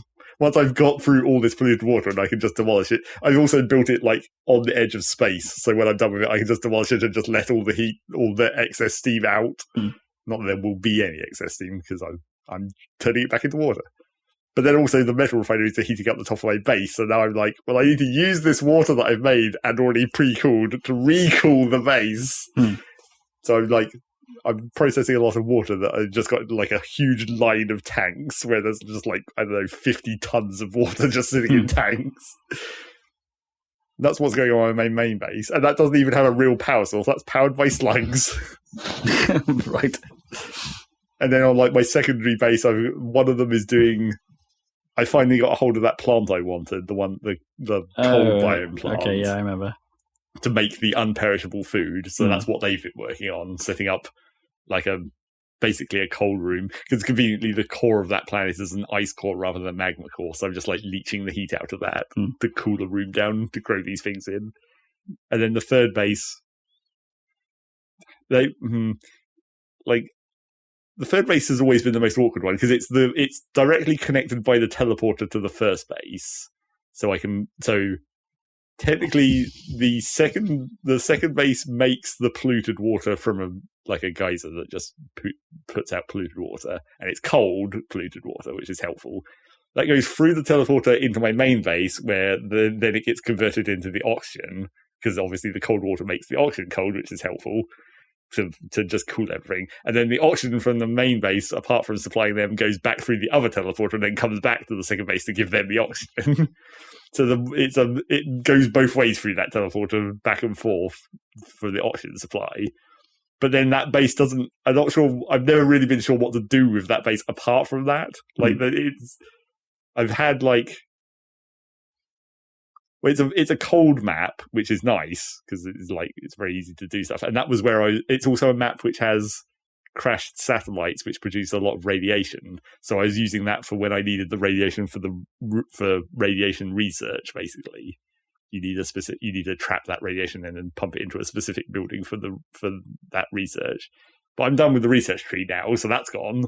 And then the only other real thing I could think to do was to power radiation-powered rockets, because you can collect the radiation and pump it into a specific kind of rocket engine. So I built one of those, but the trouble is that collecting the radiation costs a shit ton of power, and that base has an even worse power situation than my main base, because it doesn't really have any natural power sources. There's a natural gas geyser that I've just recently tapped into, but that's hardly anything. That's 800 watts or something. That's not going to power much. And they don't have any slugs, but and I guess they do have some solar panels, but it's also a very small asteroid, so the width of the map is not wide enough to fit very many solar panels, because they have to be exposed to the sunlight. So width of the map essentially determines how many solar panels you can fit. So yeah, that map is sort of stalled because they just don't have the power to run anything. And I don't know really what to do about that. It doesn't even have a magma core. It had a forest core. What? It's it's not cold, it's not hot, it's just average. Just average. But you get trees down there. So I was like, I guess I'll grow a bunch of trees, and then I can convert the trees into ethanol, and then I can burn that for power, I guess. Yeah, burn the trees. Burn the rainforest. In the super long term. But I've only just started growing the trees, so it's going to take quite a while before I even get to the point of having power. No slugs. Well, I mean, I could import slugs from the other base, I guess. Except not really, because they're all wild, so the population doesn't go up, it only remains stable. Oh, wait, so if you import, they don't... Well, it's because they're not tame. The wild animals only lay basically exactly one egg before they die. So the population only ever remains stable in my main base. Right. So I couldn't send some of them over because I need those in the main base. Can you tame some? I guess I could. But slugs are kind of awkward anyway, because they're slugs are basically like nighttime solar panels. They have the same on-off system where you need a shit ton of batteries to store all the power. Right. So it's just slightly more inconvenient. So I don't know what I'm going to really do. And then it's as I say, I don't know what I need to do for all the other asteroids that I haven't colonized yet. I've just recently thought about moving on to the radioactive asteroid, not for any of the radiation research, of course, because that's done, and probably not even for powering radiation rockets, because it's weird. The crashed satellites put out a ton of radiation in a small radius, But the radioactive planet, which has like naturally occurring uranium or whatever, that's like barely radioactive at all. You just only walk around and it's fine. But the idea is you're meant to get the uranium and then shove it in a reactor, and then that puts out a shit ton of radiation, obviously. So I'm not sure if I don't know what to do about that, because obviously I'd quite like a reactor in one of these other bases where I need a ton of power. Right, yeah. So then I'm going to have to like set up a small base on the radioactive asteroid to get the uranium and then ship it back home and then build a reactor, maybe. But I've never actually built a functional reactor yet. I did a test on my last save right at the end where I was just like, well, it's sort of a safe scum, I guess, because I could have just put it in a sandbox mode, I guess, and tested it there. But I did try out building a reactor, but they're fucking difficult to manage because they put out so much heat, as you would imagine. And but the trouble is, it's very. But then you need to convert that water into steam to power a turbine. But it's like deliberately inconvenient because that's just they wanted to make the game work this way, where like the reactor directly outputs steam into the environment. So you essentially have to have the reactor inside the room beneath the steam engines, so the steam engines can directly suck the steam out of the room that the reactor's in. So then obviously you've got to be able to get in there to fuel the reactor or automate it. But then the other product of the reactor is just like the nuclear waste, which just gets dumped out onto the floor as a liquid. And it's like a super hot liquid, but it doesn't transfer heat very well. So you have to like get the heat out of the nuclear waste that's on the floor into the steam, up to the steam engines. And then you have to take that nuclear waste and put it somewhere as well, because otherwise it just fills up. Space. Well, yep, you could just vent it to space, but what a waste. What, of nuclear waste? Yep. A waste of waste. What, nuclear waste? Because, like, it doesn't transfer heat. Well, okay, it does technically transfer heat very well. Like, if you can get the nuclear waste into a pipe, it actually makes a really good coolant because it has, like, a super high heat capacity. Oh, I see. But because it's so hot, it's impossible to pump until you get, like, super late game tech where you get, like, super high temperature pumps. But, like, it technically transfers heat really well, but when it's just in a pool on the floor versus an atmosphere of steam above it, that doesn't transfer heat very well between those two, like the interface between those two. Huh. So if you could get it into a pipe, it would be great, because then you could just like run a zigzag of pipes around through the steam room and all the heat would go out of it, and that'd be great. But you kind of can't unless you're willing to use some exploits. Because there are ways you can trick pumps into being able to pump things that it shouldn't be able to. Okay. Because it's weird. Like, the pump building is 2x2, but, like, the zone it can pump liquids from is, like, a cross shape. So, like, there's two tiles that are technically not within the boundary of the building, but it still can suck up.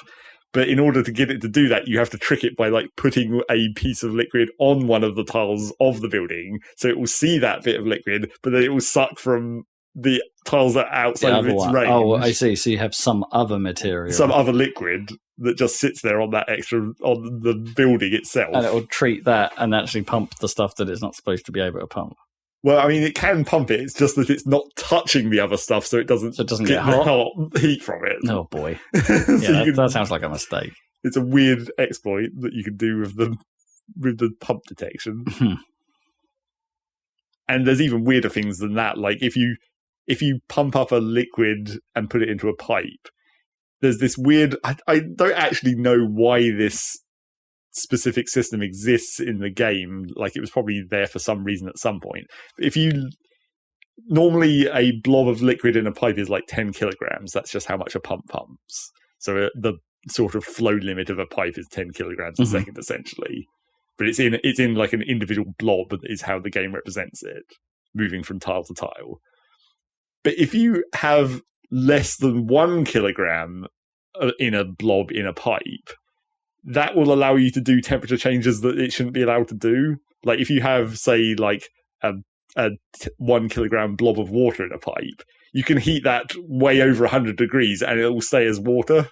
Like it won't break the pipe by turning into steam. Huh. All right. But I don't know why that's the system in this game, but that's like something you can do. So you can use the like valves to limit flow through a pipe and then like get superheated water or whatever. because it will just let you do that. And obviously, being 1 kilogram drastically lowers your heat transfer rate or whatever because you're so much less mass, but you can make it way hotter. It's just weird systems that are weirdly slightly exploitable. But yeah, I prefer not to use those when possible. Sure. I have finally given up in my main base and built a door compressor where it can compress gas infinitely. Because I had so much fucking hydrogen all over the place. Mainly from the slugs, because the slugs poop hydrogen. And it was just like filling up the top of the map. And I was like, I need to put this hydrogen fucking somewhere, but I don't know what to do. Can't we compress it into hydrogen fuel cells? Well, I mean, in the future, that is what I want to use it for. But you have to be able to make liquid hydrogen, which I can't do until I get like supercoolant, because I can't get cold enough to liquefy it without supercoolant. So that's like a way future situation. But I was like, I don't want to waste this hydrogen, and it's just filling up the top of my base. So I guess I'll just give up. Because previously I'd been using the marginally less exploit of piping it into a canister filler and then like putting it into a canister and then putting it out on the floor. Because items can infinitely stack on the floor. Oh, wow. So you just keep putting more and more canisters on the same square. So I had like 3,000 kilograms of hydrogen just in a canister.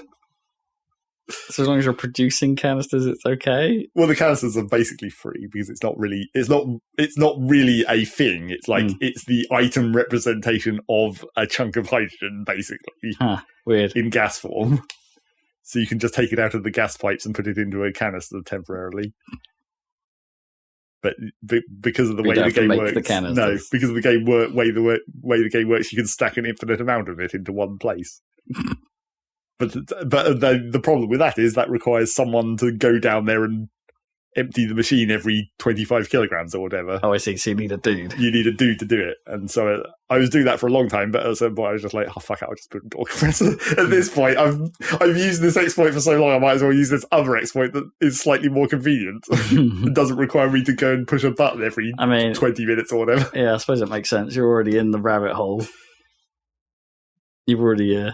you're already cheesing it in some way. Why not cheese it the better way? I mean, technically a door compressor is a slightly less exploitable exploit for infinite gas compression, because there's the even easier version where you just, if you put a blob of liquid on top of the tile that a gas vent is on, for some reason the gas vent will still be able to vent into adjacent squares. So, but then because there's a blob of liquid on it, it never senses the atmosphere as being too dense, so the gas vent can vent infinitely. Oh, weird. That's the full cheese way of making infinite gas compression. So what, you end up with like a cavity that's just got like infinite pressure? Yeah, because the gas vent never overpressurizes because there's this random blob of liquid on it. But the door compressor is the slightly more legit way of doing it. That must be fun if you eventually break that pressure. Yes, that's the trick to it. Never open that by accident, or your whole base just suddenly fills with hydrogen. You do get that occasionally naturally. Like there's a thing that can spawn on the map called a geode, where it's just like an enclosed shell of usually obsidian with like a random resource in the middle. But I think when they programmed the code that makes the geodes, they just like set the random resource to be like a generic mass. So for like, if it's like diamonds or whatever, it's like 1,000 kilograms of diamond per tile, and it's like, okay, that's fine. But if it's a gas, it's like 1,000 kilograms of natural gas per tile, which like maximum pressure is normally 20 kilograms per tile. So if you mine into that, and then suddenly you've just got massive gas explosion. Don't accidentally dig into one of those. Or make sure you dig into it when you're in a sealed off environment. Yeah, make a sealed room first, and then put a gas pump in there and then gradually pump it out. Yes, geodes can be very dangerous like that. Where if you dig into like a carbon dioxide geode, then your entire base just becomes incredibly unbreathable. So yes, that's also not included. And then more Derg and Rocket League. I've been hella stuck in Lemon Town lately in Rocket League. No, really? Good. I mean, that's good. That's good for me because it means you won't, like when you play with me, you won't feel so bad. Yeah, I guess. Can you tell me again what is Lemon Town? I don't know why Lemon. Like, why is it a town? Well, I mean, that's just why. Stuck in Lemon Town. He's stuck in Lemon Town. Le Vieux Citron. Yep. Wait, that's Lemon Street, isn't it? V is life. Oh. The life of lemons. I think I prefer that. That is, I'm living the life of lemons. Hashtag lemon life. Mental. I don't know why it Sorry, became. wasn't I don't know why Town? lemons became the thing, or for us in Rocket League. I'm sure there was a reason, because at some point, Yeah, we did say there was something. I can't remember. There was some. I think it might have been like. Isn't like just a lemon, like just a general derogatory term anyway? Like, Well, like lemon is he's a bit of a lemon. bad. Yes. Yeah, that is a bad thing. Like that classic 1960s Volkswagen Beetle advert, right? You know that one? It was just a picture of the car and it just says lemon. It sounds like something we would make. Is it like a picture of Pikachu? That says melon. Exactly. Lemon melon. Because I think there was. I think it might have. See, the thing is, I think there was an official thing in early in Rocket League where I think it was an April Fool's joke, maybe, where they were talking about they were going to change the name of the ranks, but I think the actual joke was they were going to make instead of bronze, you were going to have potato. Right. And I think that was what they were originally going to do, but I don't know. I've definitely seen people. Okay, if that is the thing, then I've definitely seen people say that in text chat before. Where it's like called like a potato team has come up. Yeah, but I think that's also just like a generic insult, right? Sure. Calling someone a potato. Well, I guess it doesn't help that like I don't know, potato mode has become a bit of a thing. Right, yeah, right? for the graphics. No, you feel like playing on a poor rig. Yeah, because you'll see people say that as well, where it's like, oh, it's my potato. Computer can't handle it. Mm. And that one makes more sense, because obviously, that's basically a Portal reference, I suppose, in some ways. Referencing the potato batteries, I think and then you're running a bad computer is like running a potato maybe. battery. I always thought that potato mode came from the fact that when you lowered the graphics fidelity, like people's faces just become potatoes. Well, yeah, maybe. Like Bioshock Infinite, I think, was one of the best for that, because that game was crazy scalable and you could scale it so far back that people basically didn't have any features. But yeah, I don't know how I came to be calling it lemons. I think, I'm pretty sure the potato one was official, but I feel like lemons came from somewhere as well during that time of Rocket League. Yes, Lemon Town. Lemon Town. I maybe moved into the lemon suburbs now. I'm getting out of Lemon Town. Heading into rural mediocrity. And then Derg. We played some 4-player Derg earlier today. We did play some 4-player Derg. That was an experience. With who do you play with? I played with a couple of my Cambridge crew who are quite new to the game. Cambridge crew? Literally new. Yeah. And that was fun. I played Driller for the first time, which I've only ever played Engie and Scout before in that game. In the many hours I've played Derg for. Yep. So it was nice to have a slightly fresh experience. And it's like I did miss the mobility of the. I'm so used to having a character that can get around a bit better, and then you get the driller whose only real ability to get around is to drill holes and things. So you make ramps for yourself out of the environment, which is a little more limiting than the zip wires and the platform gun, and even the platform gun. Yeah, which is a little limiting in of itself. You have to work for it with the platform gun, but I mean, technically, the drills are like. Once you understand how both the platform gun and the drills work, you can essentially do exactly the same thing. Yeah, you can build a diagonal staircase up a wall. Yeah, but the drills they're quite quick, but they're quite annoying because of their overheat. Yeah, you have to. Once you get unlimited fuel. Yeah. Well, yes, the limited fuel I found was the main problem early on before you get all the upgrades, because it runs out pretty quick. Yeah. But yeah, once you get used to the overheat doesn't really become a problem. You just you sort of instinctually know just to stop slightly before it reaches 100% without even having to look at the numbers. Yeah, and here's the thing: any character could do what Driller does, right? Just with the pickaxe, but it would take friggin' ages. Yes, it would take forever. Which makes Driller very useful if you want to do the cheese method for escort missions. Oh right, yeah, and get ahead of the of where Doretta the drill is going to go. But yes, in 4-player, even on hazard free, that was getting crazy. Yeah, it was getting a bit much. Like, there was quite a lot going on. I mean, Zach and I in 2-player normally like somewhere in between a 3 and a 4 difficulty. Yeah. And I played a couple of introductory rounds on level 2, and it's like, that's far too easy. Yes. 2 is far too easy. Play on 3. So we moved up. 3 and 4. There was just so much going on, so much stuff about, and then there's me with my flamethrower making everything on fire as well, which really didn't help visibility. Yes, can get quite difficult to see when you're using the driller's flamethrower. And it was the first time that performance actually became a bit of a problem for me in Derg. Like, okay, so I'm running up pretty much on max settings at 1440p on my rig, which isn't super new now. This PC, but. And by struggle, I mean it started to dip below 60, which is a little unheard of for me in Derg. But it was it became noticeable. That's all I'm trying to say. It's like, oh, this is starting to stutter a little. This is new. And I was having a weird problem when my one started slowing down. It was like the mouse sensitivity slowed down, which is weird. Really weird. I don't know how it's like. Is that just because literally the game is like interpreting the inputs too slow? Like somehow the actual input rate is linked to the actual game speed.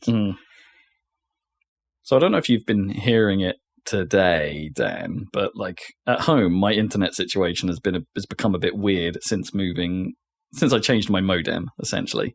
I think I think the Hub 1 I'm currently running on has a latency problem where it's fine most of the time, and occasionally I've tracked it as having a maybe 1 to 2 second latency spike. So you might be getting what I got with Rocket League all this time. I'm getting weird.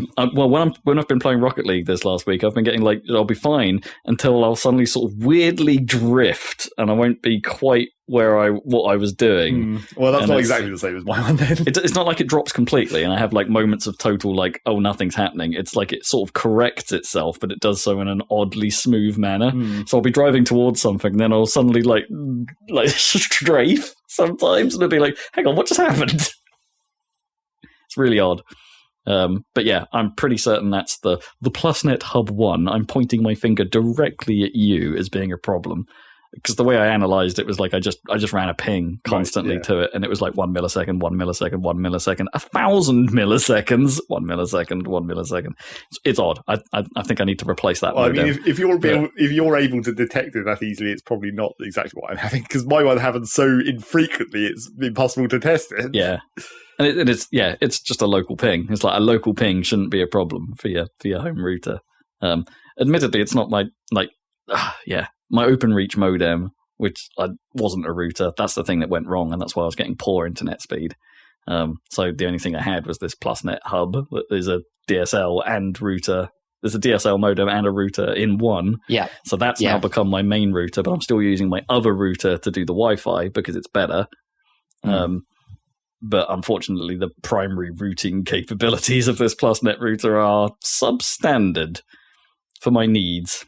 So unfortunately, I think I might have to buy a new decent modem router. Yeah, I mean, that'd be it's a good couple £100 though for a good one. That's annoying, isn't it? Yeah.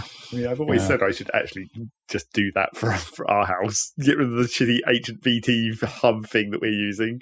BT ones apparently aren't that bad. Well, I mean, it's fine. The current BT ones, maybe not the one you've got, but like I replaced my BT home hub or whatever because I've got BT when I got to this place. It's fiber to the home or whatever, but I replaced it. I need to go back because I just had too many Wi-Fi devices. I think I got like a TP link. Okay, yeah, I've heard it's pretty good. Some of the current TP link stuff is good. So I need to go back to my glory days of when I was like. Was I like the leader of one of us to get like the Belkin router all that time ago? Oh yeah, maybe. Yeah, you probably were. So I was like, that worked real good. It was surprisingly effective for being that old as well in those olden days. It's I don't think it's mentioned enough, or people are aware that the routers you generally get from ISPs for gaming are terrible. Yeah. specifically for gaming, for everyday use, they're absolutely fine. So the majority of people, which I guess is what the ISPs are trying to serve, they're serving the majority. Yep. They are fine.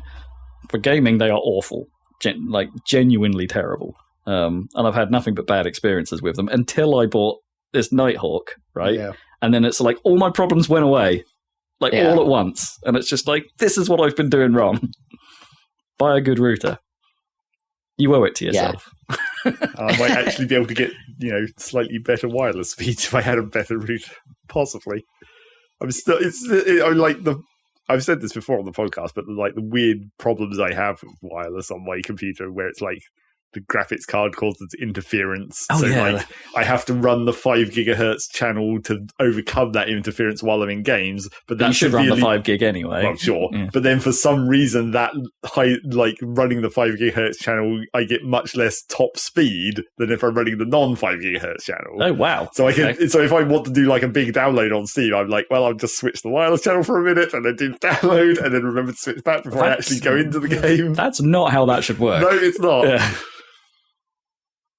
But yeah, I mean, 5 gigahertz does have. I think it's generally got less range than the 2.4 band. I don't know. I don't know the science behind it, but I guess it gets interfered with more. Yeah, except less in my case for some reason. Yeah, that's really strange. But yeah, but then the trouble with that is that that could actually be a problem with my PC's wireless card, not the router at all. And I wouldn't be able to tell, really. Yeah, that's possible as well.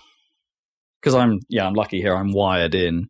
My main PC anyway is wired in. Yeah. So it's gets rid of that problem. I mean, I can tell you that the Mac downstairs that's plugged directly into the router gets the full 70 that our connection's meant to have, rather than what I get on my PC, which is between 5 on the 5 gigahertz and 15 on the the 2.4. That's quite bad because on an ACE on a decent 5 gig AC. What is it? Is it AC? But it goes up to AX now. Yeah. But and God knows what the Wi-Fi numbering does. I've lost the plot there a little bit. We're on Wi-Fi 2, whatever. Well, they're on Wi-Fi 6, quote unquote, and Wi-Fi 7 is just around the corner as well. Right. I don't really know what that means, but it does mean bigger numbers and bigger speeds and better resilience somehow. You got to admit that's better branding than 802.11n or whatever it was. Yep, and even who really a regular consumer who's going to understand the difference between your A's, your B's, your G's, your N's, and then AC. That's and why then they AX. rebranded it. Yeah, but it is sensible. Yeah, I don't know if the two things are directly tied, but anyway, Wi-Fi. I think Wi-Fi 6 lets you get AX speed. But anyway, what I'm trying to say is AC, you should be clearing 70 meg easy, in terms of Wi-Fi bandwidth. It's that should be possible, and AC has been the standard for a while now. I forget even most ISP provided routers are AC. Yeah, I forget what our one actually, because it's ancient, obviously, and I think I think I did replace the wireless card in my PC in order to get to the 5 gigahertz. Right. I believe that was A something. Or it might be an N, actually. Yeah, N's the one below AC. Yeah. But yeah, I had to replace that to even get to that point. So I don't know, maybe I just need to do another upgrade. But then again, I need to upgrade a lot of things about my PC. The wireless card is the least of its trouble, technically. Yeah, which way? No, you must be on AC. I think 5 gig is only AC upwards. Because I specifically named my networks as this is the AC network and this is I just called it 5. The 5 gigahertz just says 5. I mean, that makes not... In retrospect, that makes more sense than how I've done it. But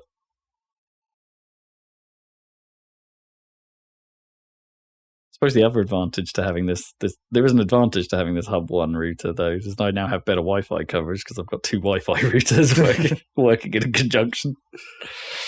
But anyway, and that was latency. That was nearly everything I played, except for there was a power cut, so I played an hour of Zelda. Oh, right. Played an hour of Breath of the Wild. Cool. Because the power went off for a couple of hours. I was like, well, just get the Switch then, I guess. I just realised I didn't mention the whole point of why I started that conversation, right? It's because in Derg, what it seems to result in is me getting ejected from walls occasionally. Yes. Because that's happened to me quite a lot in the last couple of weeks. Like I'll just be mining away at a wall, like on some precarious position, and I'll get flung across the map. Like when it lags for me, it just pauses. That's what I get in Dirk lag. Which again makes sense if you compare how it's reacting for us in Rocket League, because I get like the full lag out in Rocket League for like a couple of seconds and then it comes back, but you're getting the weird distorted movement, which then it's also happening in Dirk apparently. I'm getting odd floaty movements. Yeah, well, Dirk, it just loses its damn mind and just throws me across the map. It's like I think it thinks I'm stuck in the geometry and just doesn't eject. Dirk. It's quite funny when it happens, in fairness. Yep. Get chucked a long way. Get thrown hell of a far. Yep. Like Mr. T showed up. Oh, and I guess the last thing to talk about, I mean, briefly as a transition to Rob, is I very briefly looked in Rob's VR thing last week. Yeah, you did. You were helping me mess around with Airlink. And which worked not at all to start with. No. It's like as soon as I put on the headset, I'm like, I'm pretty sure this isn't working, but you're going to have to come and look at this because I don't know. Yeah, it was definitely not working. It's quite fun actually because it kind of reveals a little bit about how the headset and your PC, what your PC is outputting, kind of works together, and it's like it builds a sort of. There's a certain number of degrees of vision that it's built, and the headset knows about. So when you move your head around, that particular portion is visible. But what was happening with this is like something was quite wrong, and that you'd move your head, but you'd move your head into a black zone. Yeah, it was like you were moving your head faster than like the render speed, essentially. Yeah, but the headset was dealing with it separately from what the PC was being able to provide. Yeah, which is what we were speculating on before about like how it was dealing with. The overlays and things, and for like the update rate of your head always being smooth versus the running of the program or whatever. 100%. So that's how it does it. Yeah, there is a area that is rendered, and the headset like positions that in space. The headset's doing that. So then when you move your head, it's like that position in space can be shifted before the new frame is available if your system isn't delivering the frames at the same rate as the headset. It's a clever approach. It's smart. Yeah. But anyway, it was doing that. And it definitely wasn't working. And it's frigging disorientating when it happens. And it's also like, it creates mega latency in the hand actions as well. So it meant like navigating around things is nearly impossible as well. Because it's like, okay, I need to be very careful with my hand and my head position so I can push the thing I want to push to try and sort this out. I figured out what that was. Like, in the end, I've been messing with that pretty much this week, just trying to figure out how to get that to work. And it's I think I mentioned this last time, but like I used a link cable with it first of all, and it was a bit crunchy on the default settings, so I upped the bit rate using the Oculus debug tool to supply a higher video rate to it, and that got rid of some of the crunchiness that I could see in res. Apparently, that setting also affects AirLink. So if you've set that setting to a number higher, and then you're trying to broadcast that over your Wi-Fi, that doesn't work as well. And none of the settings in AirLink's options were overriding that in the debug tool. So as soon as I took that option off, and to be fair, the only way I found out is because in that debug tool you can turn on some performance HUD. So it'll actually show you the video encode that it's receiving and stuff like that. And it was like, why is it attempting to do 250? Like, I've told it to only do like 50 megabits. Like, really lower this down to see if something works. Why is it still? Oh, yeah, because I set it to 250. Oh, that's a familiar number. So I went into the settings, turned it off, and then everything cleared up. And it's fine. It just took me far too long to get to that point to figure out that was the option. I was tinkering with all kinds of things, like, okay, maybe Steam doesn't like working as maybe I need to like downgrade the resolution. Is it like a loading thing is my PC just not able to juice this as much? And I was looking at the stats for that, and it's like, no, the performance is actually fine. And it's like, I'm not really stressing the PC. What is going on here? Is it just is there just too much? Can my Wi-Fi not deal with this? Do I actually need Wi-Fi 6 to do this? No, it's just a bitrate problem. Just actually needed to turn that override off, which means I probably need to remember to turn it back on if I ever use the cable, because they're not individual settings.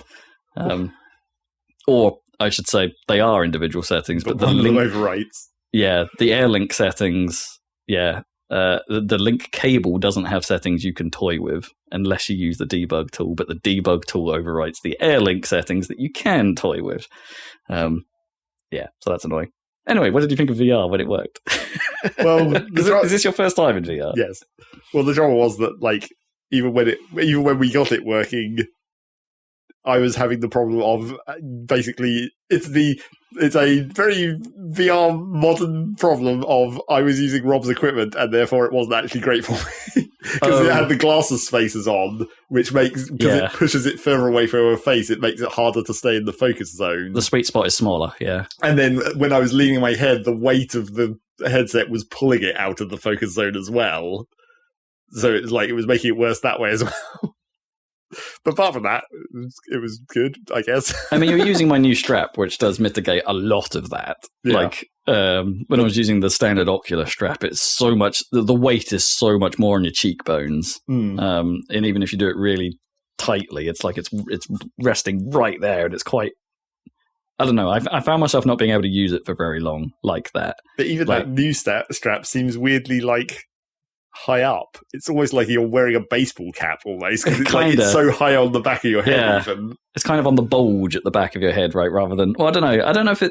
I've been reading like where is actually the best position for that, and a lot of people do say it is actually on the bulgy bit of your head rather than trying to get properly under it. But that strap can go quite deep, so maybe you can wedge it in there and find an angle with the arm or something. But hell.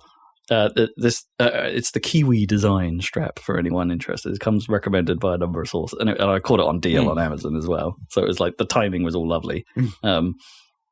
But it's such an improvement over the regular strap. You seriously have to get one of those if you've got a Quest. It makes the world of difference. I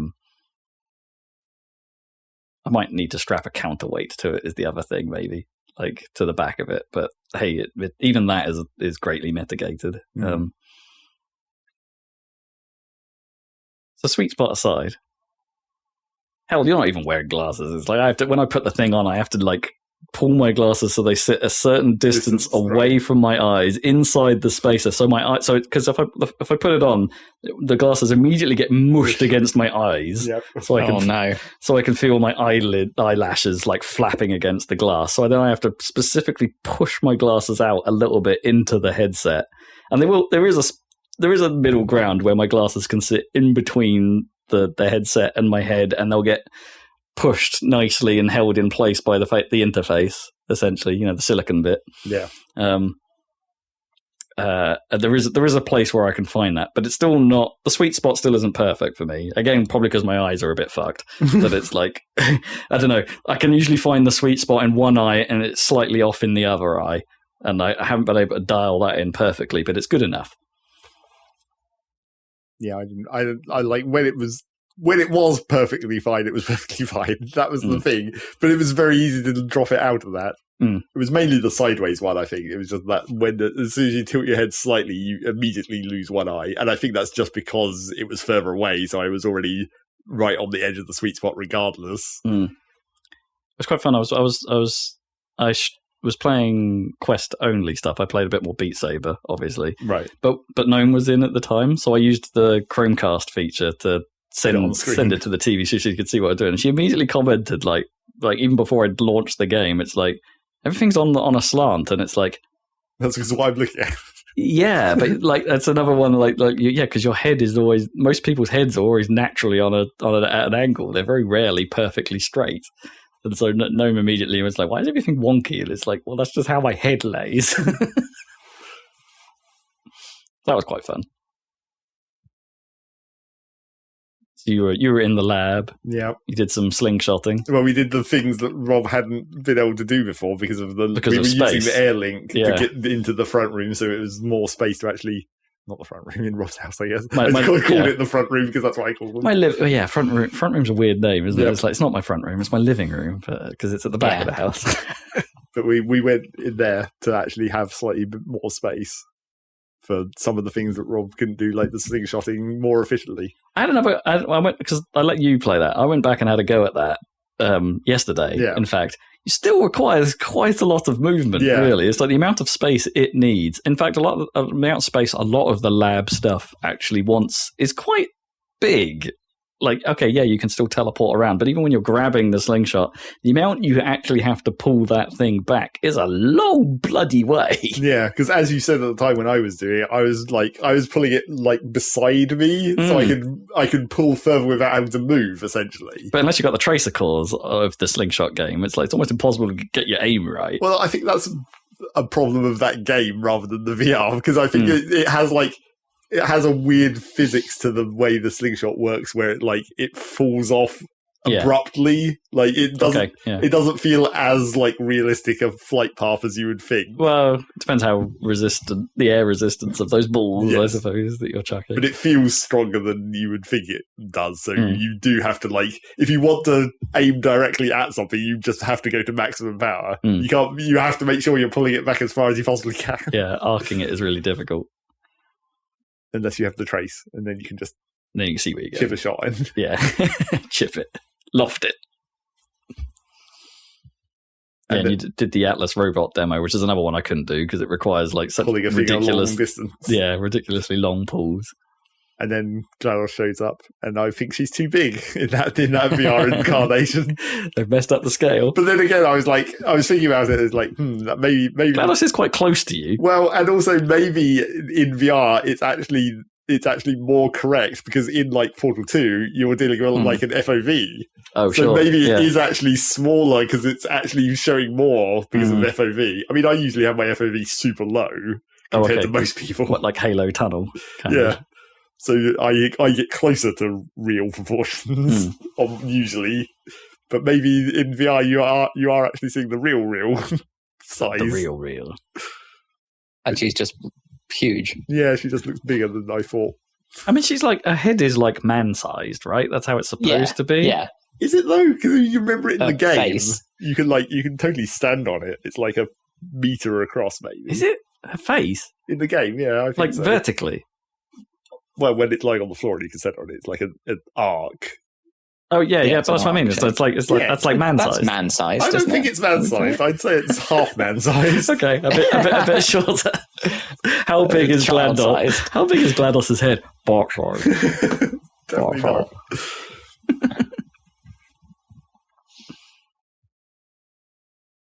Yeah. So anyway, we were dicking around with Airlink. That was cool. I went back and played the longbow game once I got Airlink working. That's more fun with a bit more space. Because I can actually walk forward and lean over the damn parapet to fire my shots, which is cool. That game's quite hard though. Longbow. Just aiming a bow is quite hard in VR because you're hampered by the fact you've got a headset on, so you can't move your hand as close to the face as you want. And of course the controller itself has that ring, so you can't move that as close to your face as you want. So actually aiming shots with a bow and arrow is pretty hard. It doesn't compensate for that. You have to design that into the game. No. A weird bow where it's got where the arrow is offset from the bow somehow. I did play some more of that Zortex game as well. That is easier when you have the ability to move around more. It looked like it. But that's fun. I like that as well. I haven't gone too far out of that stuff yet. I haven't got around to... I do now have a copy of Shooty Fruity. That happened, but I haven't got around to actually playing it yet. When you first started up with Derg earlier, when the Cambridge dudes turned up and you started it up the first time, I was wondering if you were running the VR mod. I was like, maybe he's trying the VR mod. Wait, there's a VR mod? There's a VR mod for Derg. Oh my god. That would be fucking awful. Yeah, the swimminess. Yeah, because it would be standard movement, so it would be teleportations. But it'd have to, and how would the gun line up? That's always the thing with these, right? How does the gun line up? Yeah, I don't know what they've actually done to even get that mod to work. I might give it a go though, because why wouldn't I? Well, sure, but I mean, you might as well try all kinds of weird VR mods that have been made for games over the years. I mean, there's that Half-Life 2 VR mod coming soon. Yeah, I forget. Did they? I forget what it was on. It was a Kotaku article I only just breezed upon. I think they're using Boneworks because that was the Source engine thing, right? And then putting Half-Life 2 back into Boneworks as engine. which apparently is a quease-inducing nightmare in itself. And you still need to get around to Dirt Rally. I should try, but I haven't tried actually many cockpit things yet. Like, I should try. And No Man's Sky. And No Man's Sky. I've installed a faster hard drive explicitly to see if No Man's Sky, because the problem is I've been spoilt by that Series X version, right? Because it looks nice and it loads fast. And then that one time I tried it on PC and it's like taking forever to load in assets. I'm like, ugh, okay. Like, Xbox actually has the advantage here, and it's kind of hard to play on PC. Because I've been spoiled. That's what it is. It's hard to go backwards. Yeah, but I will give that a go at some point. I nearly got round to trying Redout 1 in VR because I reinstalled that after what we were talking about last time about Redout 2. See whether it's the same or different. Yeah. And but apparently they've broken that with a recent patch that's accidentally taken the VR mode out. No. But there's like a channel you can, like, you know how you get to like beta channels of games. There's like a beta channel you can opt back into that turns the VR back on. So I haven't faffed around with any of that. But yeah, that's my segue into Redout, because I went back to Redout 1. Redout 2 has been patched again, like this week, and it very much gives the impression that game is still a work in progress, even though it's like out. Right. Because they fundamentally changed like bits of the UI this time. It's like the actual like display for how your boost works has changed. And it revealed to me a feature I didn't realize was in the game, which is the fact that it has like Dirt 2 style rewinds. Right. So if you faff up, you can just rewind time a bit, and you can do that 5 times a race, which is pretty generous. How did that never come up? It's never been tutorialized. Like, because that's another one of people's, like, not just mine, but like a lot of people's big problem with Redout 2 is that its tutorials aren't just all available to you. Right. You have to get to a certain point in the career progression, and then it will say, oh, there's new tutorials available. And you're just like, wait, what? Why? Why didn't you just tell me about this? And Rewind has never come up as any of those things. The only reason I knew it was there is like a little symbol was on the new HUD that looked like a rewind sin, and it said ×5. And I'm like, what the chuff is that? And I've never used the respawn button, because why would I? Like, you just, when you fall off the track, you just respawn anyway. Right. So I went and looked in the controls, and it's like on that button is called respawn rewind, and it's like, wait, what? So if you just tap it, it takes you to like a timeline, and you can scrub back a little way, not very far, but a little way, which is a good thing.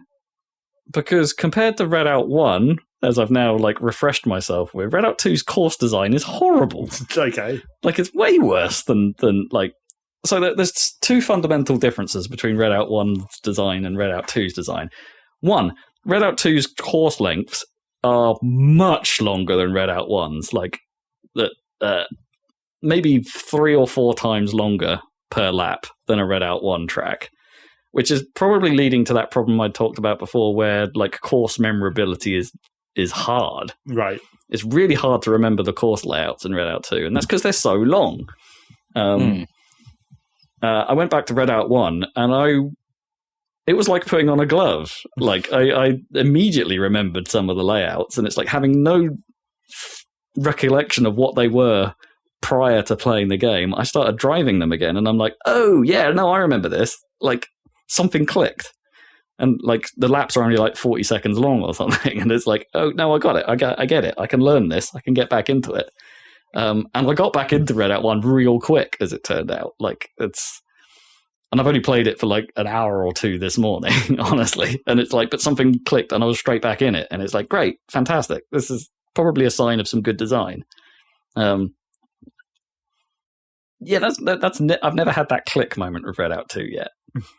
And I still struggle with that. They've changed some other things, like the handling isn't quite the same between the 2. That's fine. The boost mechanics aren't the same between the 2. That's also fine. Got no problems there.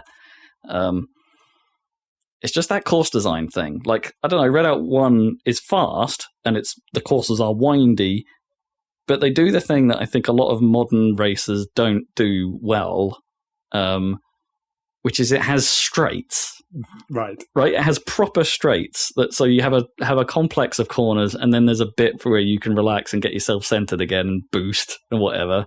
And then you go into a complex of corners, and it's not too relentless. Like the courses can be tricky, and there are windier ones than others. Don't get me wrong, but the balance is there. Redout 2, I think the balance is all over the place. Like it'll be windy corner, sudden shift, massive hill you have to deal with, windy corner, jump that you have to roll into and pitch at the right angle, otherwise you're not going to land it. And I find Redout 2's courses like impossible to read, sometimes incredibly cheap because they add corners that don't have barriers in Redout 2, often on blind turns, as it turns out. And also, yeah, I don't know. It makes me more annoyed about Redout 2 than I was, because I was warming to it. Honestly, I was starting to find my groove with it, and it's like, it's obviously still being worked on, but the improvements are good. Like they obviously did the day one patch that they should have put in the game at launch. That was the important one. But this last patch improved the UI in meaningfully good ways. Like the actual career progression now shows you the rewards you can earn from each event just right there up front. And they've changed the coloring on some elements so you can actually see what you've got, which are the upgrades you want. Blah blah blah blah. Those are decent improvements. I think they've also even changed how the rendering looks. So the whole game has become a lot more vibrant than it was even a week ago. Colors just pop more. And the general consistency of the look is stronger. I still don't think it looks as good as I should be careful how I say this. I think Redout 2 has a cleaner look overall. I think you can see what things are better than you can in Redout 1. However, track readability aside, which I still think is way worse in Redout 2, like Redout 1 has a distinctive look. Like it goes for that Derg look, honestly. That's the closest thing I can think of, and it's like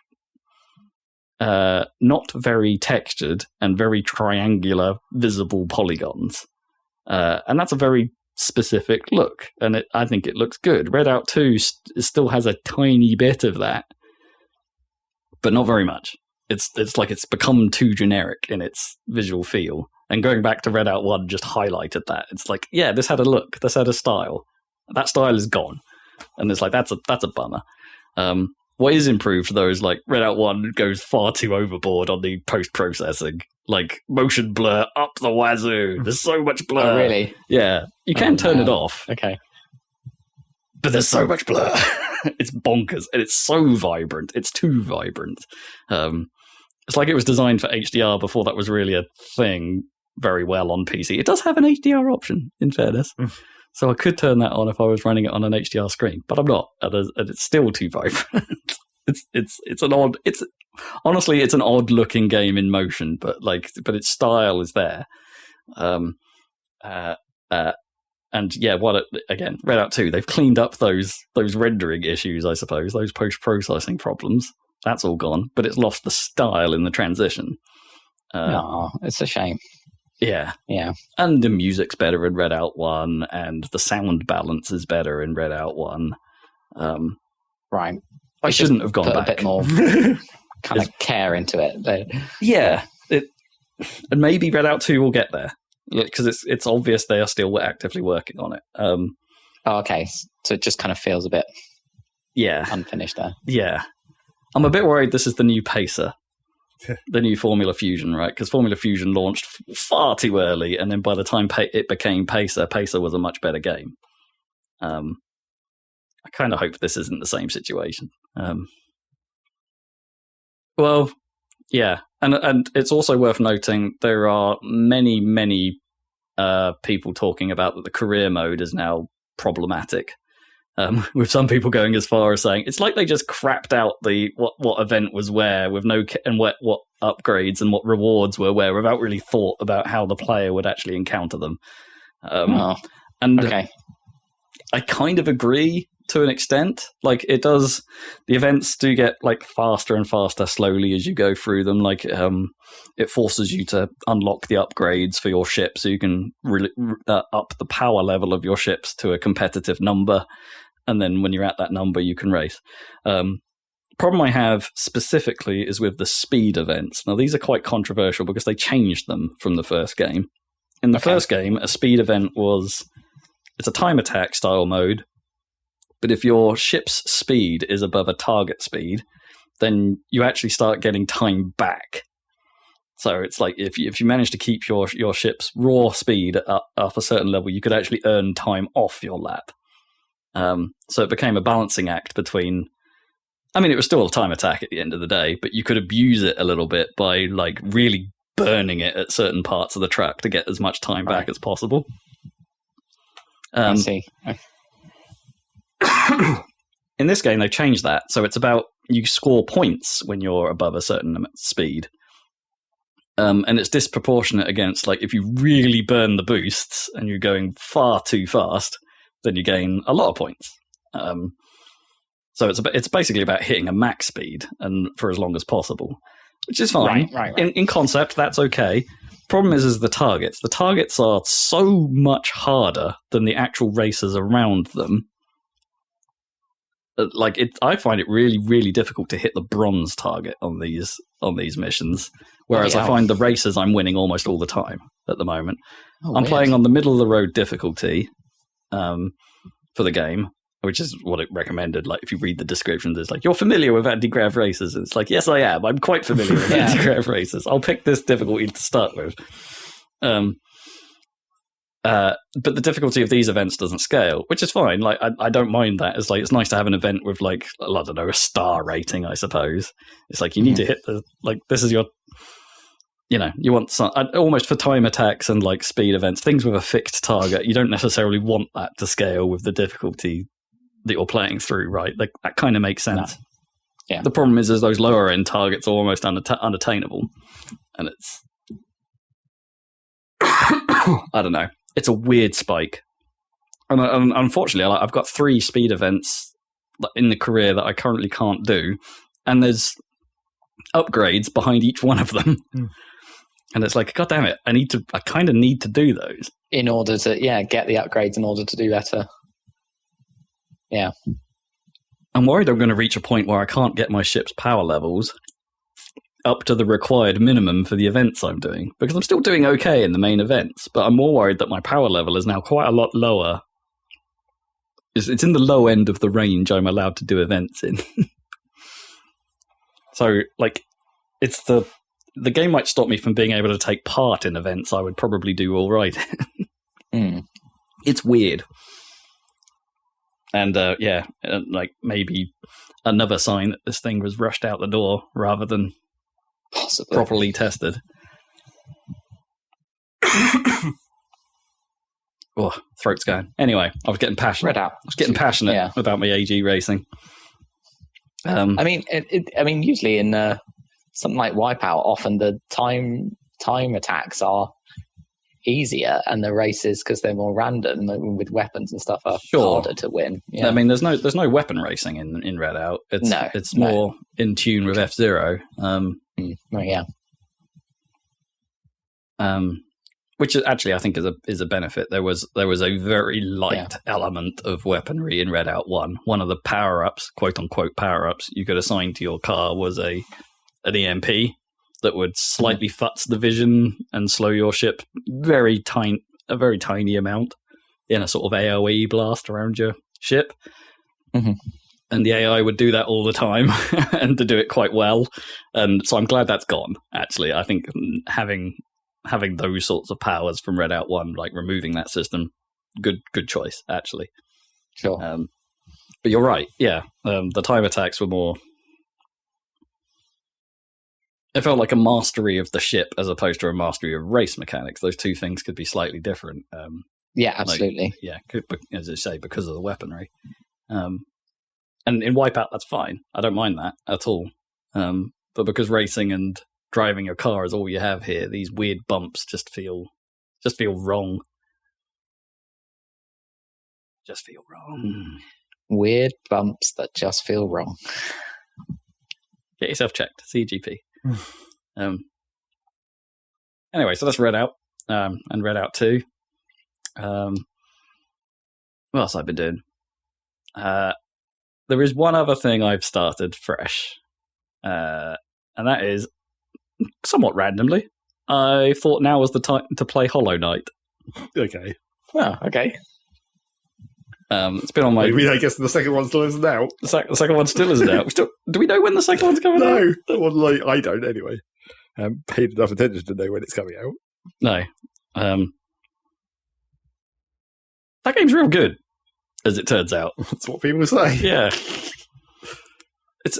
I knew you would like that. I saw Gary playing that, and it looked really good.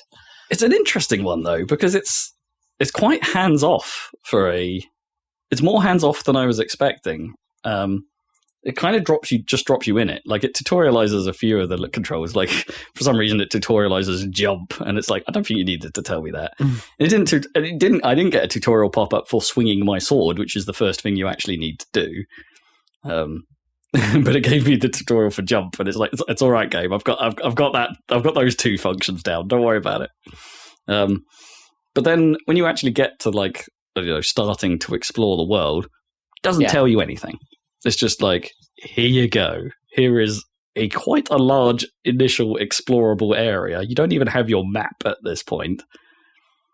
And it's just like, go futz around, do things. And it's continued to do that. It doesn't really guide you about where you need to go, ever. No. No. Like, not even with, like, little subtle hints, really. It's like, the only thing you have to go on is, like, I don't think I've been this way, or... Exactly. When you eventually... get that feeling. Yeah, when you eventually do get the map, or... Which is incomplete most of the time, as well. You sort of start to see where the rooms are, and you'll be like, okay, I've not been that way, or I've clearly not been able to do the thing in this room because there's a door on the other side of it that I've not gone through. Pay for the map upgrades whenever you can. Seriously, pay for the map upgrades. Just get them all. Just get them all. Just get them. So that's been quite interesting, but it's also like it's quite precise. I don't think it's been as hard as people initially said. Like, I don't know, Hollow Knight has been. I don't know. I've had it in my head that Hollow Knight was one of these hard games, right? Like, quote unquote hard. Oh, right, like a Dark Souls. Yeah, influenced like everything else, and it has some Dark Souls influence. Don't get me wrong. It has. If you die, you lose all your money, and you have to go corpse run to get it back. So it's got those standard elements there, I suppose. But I haven't found it like too challenging so far. It does have that sort of slight panic where you're like quite a way into a bit of exploration and you haven't found a goddamn save point in ages. And you're like, oh, I really don't want to die now because it means I'm going to have to like traipse my way back through whatever path I've taken to try and get back to my corpse to get my money back. And I still don't know where a save point is near that point. So you do have that slight fear every now and then. It's like, should I just turn back now? It's quite a long way back. I can't be far from a save point, right? I just need to find the right room. So yeah, there's been a few moments where that's happened to me, and it's like, oh no, I've died.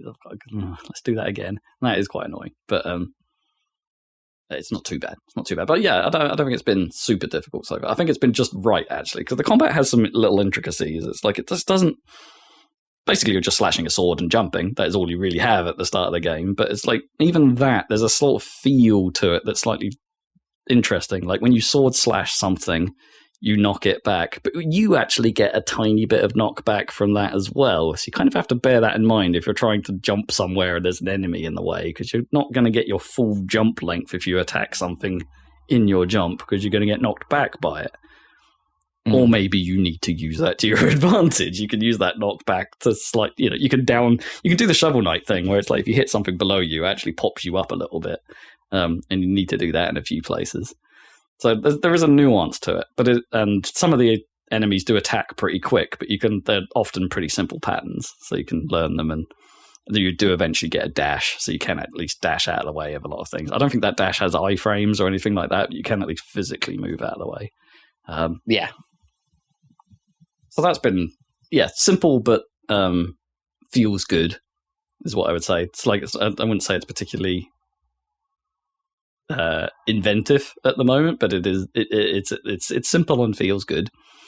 I like its like soul system. So like as you hit enemies, you gain soul, and you can that's basically all magic points, and you can use that to either heal, which takes time. It's like drinking a flask, I suppose. Dark Souls-y stuff. You can sit there and spend your soul on healing, but you're vulnerable. And if you decide to break out of healing to avoid being hit some more, you don't get that soul back. Like that amount of soul you spent trying to get to the heal is just gone. So there's a risk reward to that. But it's also used for some attacks and things you get later. There's some other uses for soul. But yeah, you have to earn that back by hitting things. So it forces you to at least get all up in melee stuff when you can. So I quite like that system. That's quite good. I think it's going to be quite long, from what I can gather. Yeah. I think it's a decent length, yeah. Because I'm playing Void Heart Edition as well, which has had all the updates. I don't think there was any DLC for Hollow Knight, but they were all free updates. But Void Heart Edition basically has everything they've ever done at this point, all thrown in at once. So I don't know what's DLC and what's not. I don't know if it'll be obvious when I encounter it, but it's it looks big. There's a couple of spots where you can see where it looks like how much stuff you could potentially get, and there's it's a pretty big amount of space. And it's like I'm only just scratching the surface of it, so I think it'll be long. I like how it looks. I like how it sounds. I like how when you get great. I like how when you get hit, it's like it like low pass filters everything for a moment to be like, ooh, that's cool. Yeah, that hurt. The only thing I think is like oddly. I mean, I like how it sounds. Aside from like the music's kind of just there, right? The music's out in some way. It's good, but it's like they're doing the atmospheric thing, right? They're going really hard on the atmospheric thing to the point where most of the background is often just like a windy cavern noise, like all the time. Windy cavern, like it's always going. Yeah, it's very atmospheric, and that never goes away, as far as I can tell. It's always doing something like that. Which I mean, appropriate to the environment, but true, there's always some kind of ambience. Can get a touch grating. I do think I do think your footsteps are too loud. If I have a nitpick about sound design, it's deliberate, isn't it? But yeah, it is kind of after a while gets kind of I noticed it right at the start where it's just like my feet are loud for such a tiny dude. Like it's weird. And I guess I would also say, like, strangely, I think the voice work actually feels a little out of place to me.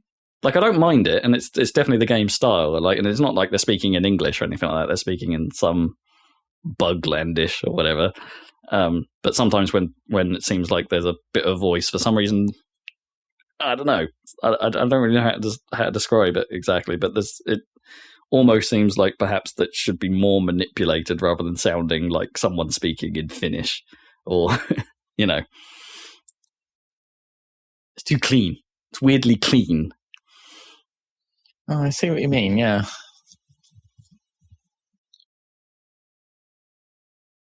but I like it. I like it quite a bit. It's good. It's one of I've definitely had that moment already where it's just like I need to stop playing this, but I reckon I could make it to the next save point. I've done that a few times before I've actually stopped. Right, and they're not that. They're fairly far apart on the save point wise. When you don't really know what you're getting into, like especially if you're going exploring into a new bit of zone, a new zone specifically, and you're like, oh, I don't know how long it's going to be till I can save. It's good. I like it. And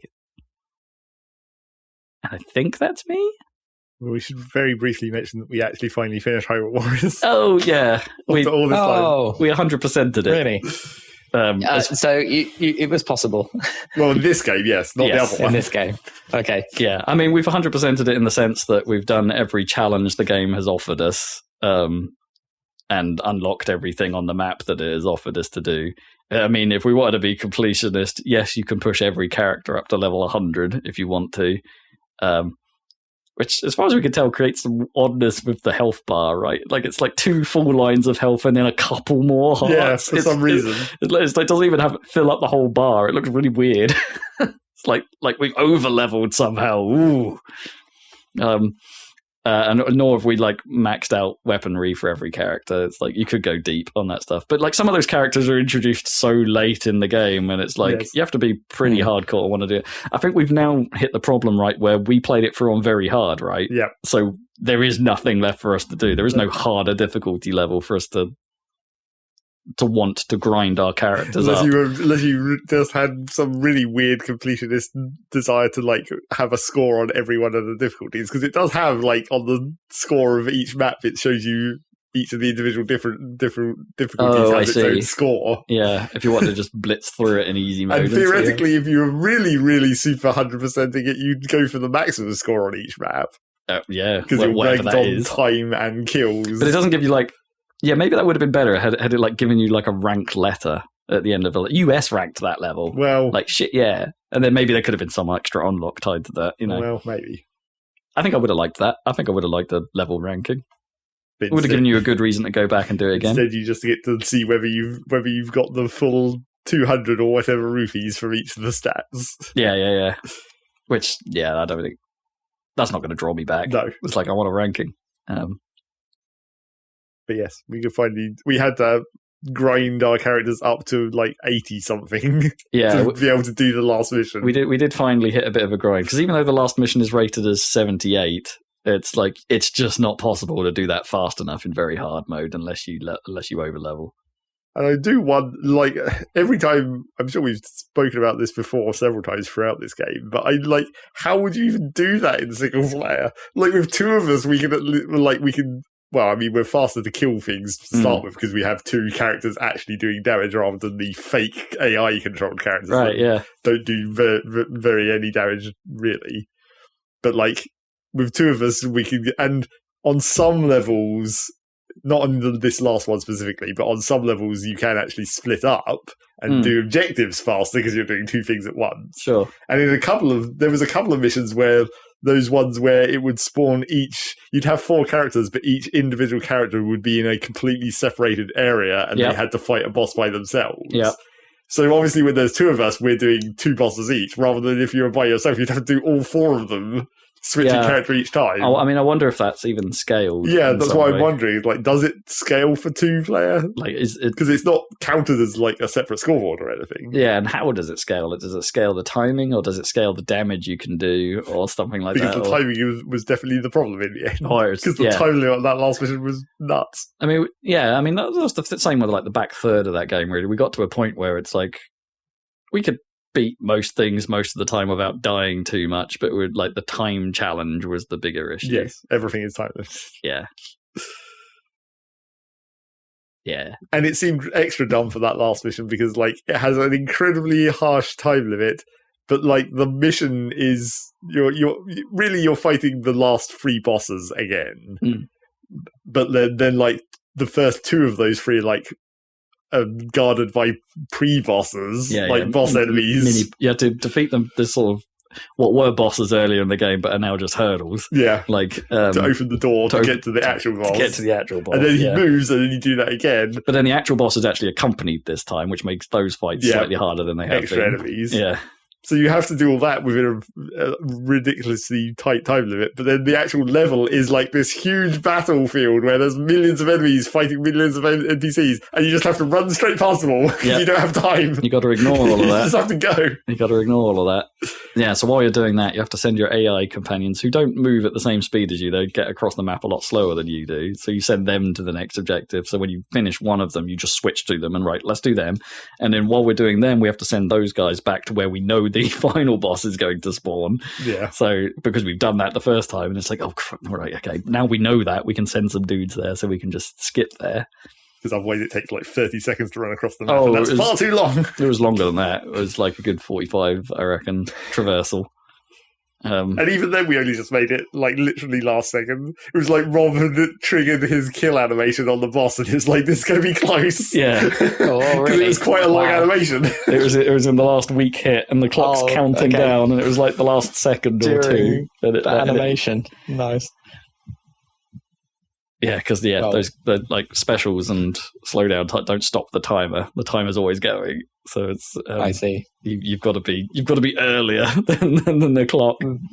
Than the clock says. Yeah. Well done. You finally made it. Yeah. How long have you been playing that game? Like 100 and something hours. Yeah, a long ass time. At least 100 hours. Yeah. Sheesh. Hell, what's so next then? Now we're left with the decision of whether we go to Hyrule Warriors Definitive Edition. Yep, go back to the previous game. Which I have a copy of now. Or we go for the DLC,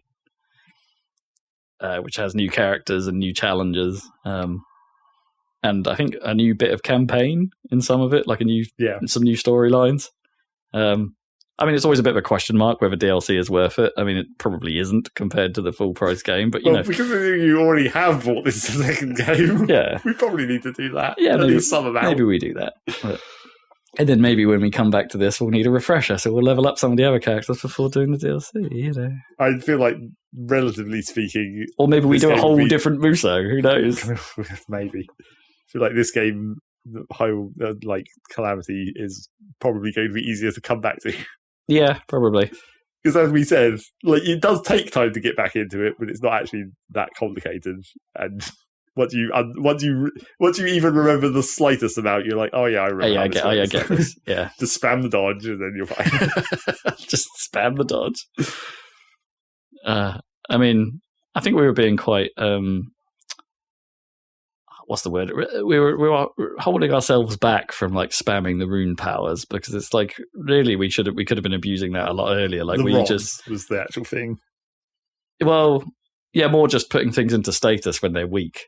Well, because we started relying on that towards the end. It was as soon as the time limit started getting stricter, it was okay, we could actually break things faster by actually remembering to use status. Yeah, go into status. Make sure one of us puts them into status. Well, yeah, that is beat them down, and then when they come out of that stasis, but they're still in weak point, the other player can then and you can basically just chain them together. Then, once we had the upgrades to make the cooldowns super quick. Yeah.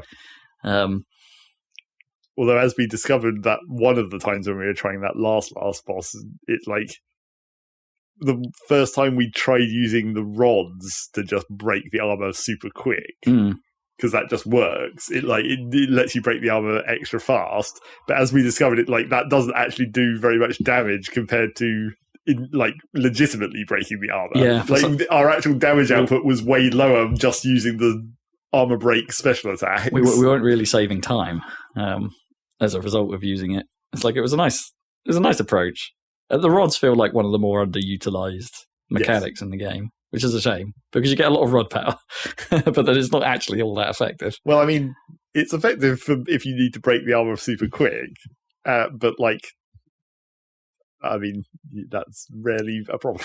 Yeah, it's just fighting the things in the first place. I mean, I guess you could avoid a certain period of time of just fighting a thing. Yeah. Might get you an extra weak point off, but yeah, if you're fighting it normally, you're doing the damage that you would have done in the time you saved, if that makes sense. I don't know. Or the time you haven't saved. You're still hurting it. And also, it was the classic problem of just it's a consumable and therefore you don't use it. Yeah. Because what if you need it? Which we never did. And it's not like you don't find the stuff constantly in every mission. Yeah. Still. Mighty fine game. Yep. Enjoyed the hell out of it. 100%, yo. 100%. Cool. 100% of this podcast as well. Yep. We've reached the 100% mark. 110%. 10% probably. Yeah, what was the Castlevania percentage? 216.5. Yeah, okay, we're not 200. That's where we've got to. So thank you for joining us for that movie TV section, followed by minimal Splatoon news, followed by the Star Wars playing episode for hundreds of hours. And yeah, we're Happy Salad. We've got a YouTube channel as well, so check that out for Let's Plays. And we'll be back here with another podcast, so-called Saladcast, in a couple of weeks. So we'll catch you then. Podcast. Podcast. Podcast. Goodbye.